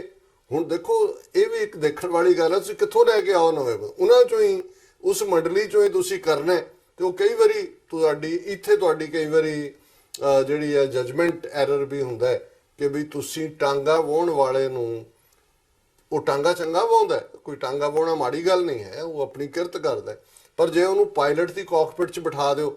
ਤੇ ਫਿਰ ਉਹਦੇ ਤੇ ਰੱਖੋ ਚਾਬਕ ਕਿ ਉਹਨੂੰ ਕੋ ਜਹਾਜ਼ ਉਡਾ, ਉਹ ਤਾਂ ਉਡਾਣਾ ਨਹੀਂ ਨਾ ਹੈ, ਉਹਨੂੰ ਤਾਂ ਪਤਾ ਹੀ ਨਹੀਂ ਹੈ, ਉਹਦਾ ਕੰਮ ਨਹੀਂ ਹੈ। ਸੋ ਮੈਂ ਸਮਝਦਾ ਵੀ ਸ਼ੁਰੂ ਦੇ ਵਿੱਚ ਜਿਹੜੇ ਕੁਛ ਇਸ ਕਿਸਮ ਦੀਆਂ ਸਿਲੈਕਸ਼ਨਸ ਹੋਈਆਂ ਅਹੁਦਿਆਂ ਦੇ ਉੱਤੇ, ਉਹਨਾਂ ਨੇ ਥੋੜਾ ਜਿਹਾ ਉਸ ਕਿਸਮ ਦਾ ਕਿਰਕਰਾ ਵੀ ਕੀਤਾ ਸਵਾਲ, ਪਰ ਮੈਨੂੰ ਇਹ ਲੱਗਦਾ ਹੈ ਕਿ ਵੀ Imran Khan will pull the nation out of this suffering. ਜੀ ਡਾਕਟਰ ਸਾਹਿਬ, ਜੇ ਜਿਵੇਂ ਮੋਦੀ ਸਰਕਾਰ ਦੀ ਇਸ ਵਕਤ ਜਿਹੜੀ ਨੀਤੀ ਹੈ ਉਹਨੂੰ ਤੁਸੀਂ ਆਉਣ ਵਾਲੇ ਸਮੇਂ ਦੇ ਵਿੱਚ ਕਿਵੇਂ ਇੰਪਲੀਮੈਂਟ ਹੁੰਦੀ ਦੇਖਦੇ ਹੋ, ਖਾਸ ਤੌਰ ਤੇ ਜਦੋਂ ਅਸੀਂ ਘੱਟ ਗਿਣਤੀਆਂ ਦੇ ਹਵਾਲੇ ਨਾਲ ਦੇਖਦੇ ਹਾਂ ਇਸ ਵਕਤ ਜਿਹੜਾ ਉਹਨਾਂ ਦਾ ਏਜੰਡਾ ਹੈ, ਚਾਰੇ ਪਾਸੇ ਜਿਹੜਾ ਮਾਹੌਲ ਹੈ, ਈਵਨ ਜਿਹੜੀਆਂ ਬਾਹਰਲੀਆਂ ਇੰਟਰਨੈਸ਼ਨਲ ਮੀਡੀਆ ਦੇ ਵਿੱਚ ਵੀ ਜੋ ਖਬਰਾਂ ਆਉਂਦੀਆਂ ਨੇ ਉਹ ਇਸ ਗੱਲ ਤੇ ਉਹਨਾਂ ਦੀ ਪੂਰੀ ਨਜ਼ਰ ਹੈ, ਇੰਟਰਨੈਸ਼ਨਲ ਮੀਡੀਆ ਹੋਵੇ ਜਾਂ ਇੱਥੋਂ ਦੀਆਂ ਬਾਹਰਲੀਆਂ ਵੈਸਟ ਦੀਆਂ ਸਰਕਾਰਾਂ ਹੋਣ, ਕਿ ਮੋਦੀ ਸਰਕਾਰ ਦਾ ਘੱਟ ਗਿਣਤੀਆਂ ਦੇ ਪ੍ਰਤੀ ਜਿਹੜਾ ਵਰਤਾਰਾ ਹੈ ਉਹ ਕਿਸ ਕਿਸਮ ਦਾ ਤੇ ਉਹ ਕੀ ਰੁਖ ਲੈਂਦਾ ਨਜ਼ਰ ਆ ਰਿਹਾ, ਤੁਸੀਂ ਕਿਵੇਂ ਦੇਖਦੇ ਹੋ? ਦੇਖੋ, ਇੱਕ ਜਿਹਨੂੰ ਕਹਿੰਦੇ ਨੇ ਵੀ devil must be given his due. Public atmosphere ਦੇ ਵਿੱਚ ਭਾਵੇਂ ਉਹਨਾਂ ਨੇ ਮੋਦੀ ਦੀ ਬੜੀ ਸਕਸੈਸਫੁਲ ਫੋਰਨ ਪਾਲਿਸੀ ਔਰ ਸਕਸੈਸਫੁਲ ਇਕਨੋਮੀ ਔਰ ਦੂਸਰੇ ਤੀਸਰੇ ਪ੍ਰਚਾਰੀ, ਪਰ ਵਿਦਿਨ ਅ ਵੀਕ ਉਹਨਾਂ ਨੇ ਖੁਦ ਹੀ ਡਾਟਾ ਰਿਲੀਜ਼ ਕੀਤਾ ਕਿ ਵੀ ਅਨਇੰਪਲੋਇਮੈਂਟ 48 ਸਾਲ 'ਚ ਸਭ ਤੋਂ ਜ਼ਿਆਦਾ ਹੈ। ਉਹਨਾਂ ਨੇ ਇਹ ਵੀ ਮੰਨਿਆ ਕਿ ਇਕਨੋਮੀ ਵੀ ਸਲੋ ਡਾਊਨ ਹੋਈ ਹੈ। डिफेंस मिनिस्ट्री जो ने मन्निया नहीं, फॉरेन मिनिस्ट्री की भी फेलियर हुई है, पर पहली बार है शायद सारे पीरीयड च जदों कि किसी नॉन पोलिटिकल बंदे एक डिप्लोमैट जयशंकर ਜਿਹੜਾ ਤਮਿਲਨਾਡੂ ਦਾ ਜਿਹੜਾ ਫਾਈਨ ਡਿਪਲੋਮੈਟ ਦੁਨੀਆ ਦੇ ਵਿੱਚ ਉਹਨੂੰ ਮੰਨਿਆ ਜਾਂਦਾ ਹੈ, ਉਹਨੂੰ ਫੋਰਨ ਮਿਨਿਸਟਰ ਬਣਾਇਆ। ਹੁਣ ਇਹ ਨੀਤੀ ਹੈ ਵੀ ਇਹ ਮੋਦੀ ਬਾਰੇ ਅਕਸਰ ਸੀ ਕਿ ਜੇ ਬਾਹਰ ਤਾਂ ਝੋਲਾ ਚੁੱਕ ਕੇ ਘੁੰਮਦਾ ਰਿਹਾ, ਗਵਾਂਢ ਦੇ ਵਿੱਚ ਸਾਰਾ ਫੇਲਿਅਰ ਹੋਇਆ, ਔਰ ਪ੍ਰਾਈਮ ਮਿਨਿਸਟਰ ਬਣਨ ਤੋਂ ਬਾਅਦ ਉਹਨੇ ਪਹਿਲਾ ਦੌਰਾ ਜਿਹੜਾ ਅਫੀਸ਼ੀਅਲ ਕੀਤਾ ਉਹ ਮਾਲਦੀਵਸ ਦਾ ਕੀਤਾ, ਕਿਉਂਕਿ ਜਿਵੇਂ ਇਹਨਾਂ ਨੇ ਸ਼੍ਰੀਲੰਕਾ ਜਾਂਦਾ ਜਾਂਦਾ ਵਾਪਸ ਖਿੱਚਣ ਦੀ ਲਾਈਨ ਹੈ, ਸ਼੍ਰੀਲੰਕਾ ਵੀ ਪਹੁੰਚ ਗਿਆ ਹੈ ਉੱਥੇ ਕਿ ਜੀ ਮੈਂ ਪ੍ਰੇਅਰ ਕਰ ਰਿਹਾ ਜਿਹੜੇ ਚਰਚਾਂ ਤੇ ਹਮਲੇ ਹੋਏ ਕਿਉਂਕਿ ਐਂਟਾਈ ਮੁਸਲਮਾਨ ਭੁਗਤਾਉਣ ਹੈ ਬੰਗਲਾਦੇਸ਼, ਪਰ ਮਾਲਦੀਵਸ ਦਾ ਚੁਣਨਾ ਇਹ ਗੱਲ ਦੱਸਦੀ ਹੈ ਕਿ ਵੀ ਜਿਹੜੀ ਫੋਰਨ ਪਾਲਿਸੀ ਫੇਲਿਅਰ ਹੈ ਉਹਨੂੰ ਕਵਰ ਕਰਨ ਲਈ ਨੇਬਰਸ ਦੇ ਉੱਤੇ ਜ਼ਿਆਦਾ ਫੋਕਸ ਹੋਏਗਾ। ਬਾਹਰਲਾ ਉਹਨੇ, ਕਿਉਂਕਿ ਜਿਸ ਬੰਦੇ ਨੂੰ 12 ਸਾਲ ਅਮਰੀਕਾ ਕੈਨੇਡਾ ਇੰਗਲੈਂਡ ਨੇ ਵੀਜ਼ਾ ਨਹੀਂ ਸੀ ਦਿੱਤਾ, 2014 ਚ ਉਹਦੇ ਲਈ ਰੈੱਡ ਕਾਰਪਟ ਵਿਛਾ, ਤਾਂ ਹੁਣ ਉਹਨੂੰ ਬਾਹਰਲਾ ਫਿਕਰ ਨਹੀਂ ਹੈ। ਉਹ ਆਪਣੇ ਲੈਵਲ ਤੇ ਉਹਨਾਂ ਦੀ ਇਹ ਜ਼ਰੂਰ ਪ੍ਰੋਬਲਮ ਹੈ ਕਿ ਅਮਰੀਕਾ ਔਰ ਰਸ਼ੀਆ ਦੇ ਵਿਚਾਲੇ ਹਥਿਆਰਾਂ ਦੇ ਲਈ, ਕਿਉਂਕਿ ਰਸ਼ੀਆ ਤੋਂ ਵੀ ਲੈ ਰਹੇ ਨੇ, ਅਮਰੀਕਾ ਬਾਂਹ ਮਰੋੜ ਰਿਹਾ ਕਿ ਵੀ ਲਾਈਨ ਚੁਣੋ। ਲੇਕਿਨ ਕੁੱਲ ਮਿਲਾ ਕੇ ਮੈਨੂੰ ਲੱਗਦਾ ਕਿ ਵੀ ਉਹਨਾਂ ਨੇ ਜਿਸ ਅੰਦਾਜ਼ ਦੇ ਵਿੱਚ ਇਹ ਜਿਹੜੀ ਦੁਬਾਰਾ ਵਿਕਟਰੀ ਲਈ ਹੈ, ਉਹਨੂੰ ਲੱਗਦਾ ਵੀ ਇਹ ਜਿਹੜੇ ਯੂਰਪ ਆਪਣੀ ਪ੍ਰੋਬਲਮ 'ਚ ਫਸਿਆ ਹੋਇਆ ਹੈ ਔਰ ਅਮਰੀਕਾ ਜਿਹੜਾ ਉਹ ਆਪਣਾ ਚਾਈਨਾ ਦੇ ਨਾਲ ਫਸਿਆ ਹੋਇਆ ਹੈ। ਸੋ ਇਹ ਕੋਈ ਬਹੁਤਾ ਨਹੀਂ, ਇਹੀ ਕਾਰਨ ਹੈ ਕਿ ਉਹਨਾਂ ਨੇ ਇੱਕਦਮ ਬਾਅਦ ਕਸ਼ਮੀਰੀਆਂ ਨੂੰ ਵੀ, ਮੇਘਾਲਿਆ ਸਿੱਖਾਂ ਨੂੰ ਵੀ, ਔਰ ਆਉਣ ਵਾਲੇ ਪੀਰੀਅਡ ਜਿਵੇਂ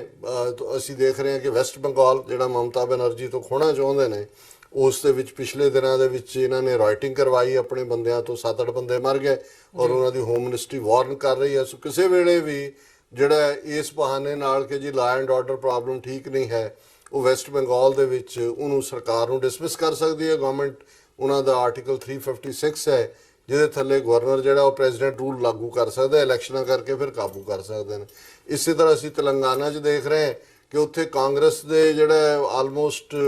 2/3 MLA ਪੁੱਟ ਕੇ ਜਿਹੜੇ ਨੇ ਉਹ ਸਾਰੇ ਦੇ ਸਾਰੇ ਲੋਕਲ ਤੇਲੰਗਾਨਾ ਜਿਹੜੀ ਲੋਕਲ ਪਾਰਟੀ ਹੈ ਉਹਦੇ ਵੱਲ ਜਾ ਰਹੇ ਨੇ। ਸੋ ਇਸ ਕਿਸਮ ਦਾ ਵਿਦਨ ਇਹ ਆਪੋਜੀਸ਼ਨ ਤਾਂ ਪਹਿਲਾਂ ਹੀ ਕਿਲ ਕਰ ਦਿੱਤੀ ਹੈ ਇਹਨਾਂ ਨੇ। ਸੋ ਇਹ ਬਿਲਕੁਲ ਫ੍ਰੀ ਹੈਂਡ ਦੇ ਨਾਲ ਇਹ ਬਿਲਕੁਲ ਪਰਵਾਹ ਨਹੀਂ ਕਰਨਗੇ ਕਿ ਵਿਦਨ ਕੰਟਰੀ ਕੀ ਹੁੰਦਾ, ਇਹ ਸੁਪਰੈਸ਼ਨ ਦੀ ਲਾਈਨ ਹੋਏਗੀ। ਕਸ਼ਮੀਰ 'ਚ ਤਾਂ ਚੱਲ ਹੀ ਰਿਹਾ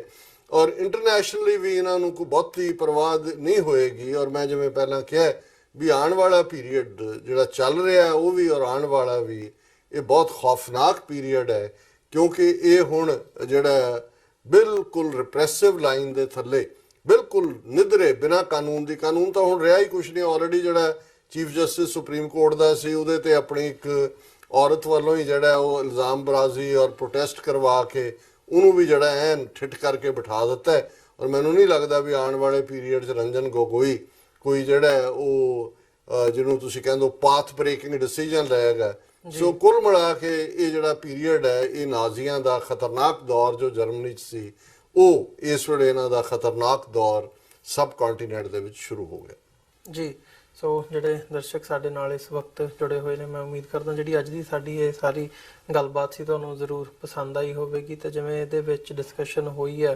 ਡਾਕਟਰ ਸਾਹਿਬ ਨੇ ਆਪਣੇ ਵਿਚਾਰ ਦਿੱਤੇ ਆ ਕਰੰਟ ਜਿਹੜੀਆਂ ਸਿਚੁਏਸ਼ਨਸ ਨੇ ਉਹਦੇ ਬਾਰੇ। ਸੋ ਆਉਣ ਵਾਲੇ ਸਮੇਂ ਦੇ ਵਿੱਚ ਵੀ ਇਦਾਂ ਦੀਆਂ ਡਿਸਕਸ਼ਨ ਲੈ ਕੇ ਤੁਹਾਡੀ ਕਚਹਿਰੀ ਦੇ ਵਿੱਚ ਹਾਜ਼ਰ ਹੁੰਦੇ ਰਹਾਂਗੇ। ਸੋ ਅੱਜ ਦੇ ਸ਼ੋਅ ਦੇ ਵਿੱਚ ਇੱਥੇ ਹੀ ਤੁਹਾਡੇ ਕੋਲੋਂ ਇਜਾਜ਼ਤ ਚਾਹਾਂਗੇ ਜੀ, ਦੁਬਾਰਾ ਫਿਰ ਤੁਹਾਡੇ ਨਾਲ ਮੁਲਾਕਾਤ ਹੋਵੇਗੀ। ਡਾਕਟਰ ਸਾਹਿਬ ਤੁਹਾਡਾ ਵੀ ਬਹੁਤ ਬਹੁਤ ਧੰਨਵਾਦ। ਫਤਿਹ ਦੀ ਸਾਂਝ ਪਾਈ ਅੰਤ ਦੇ ਵਿੱਚ। ਵਾਹਿਗੁਰੂ ਜੀ ਕਾ ਖਾਲਸਾ, ਵਾਹਿਗੁਰੂ ਜੀ ਕੀ ਫਤਿਹ।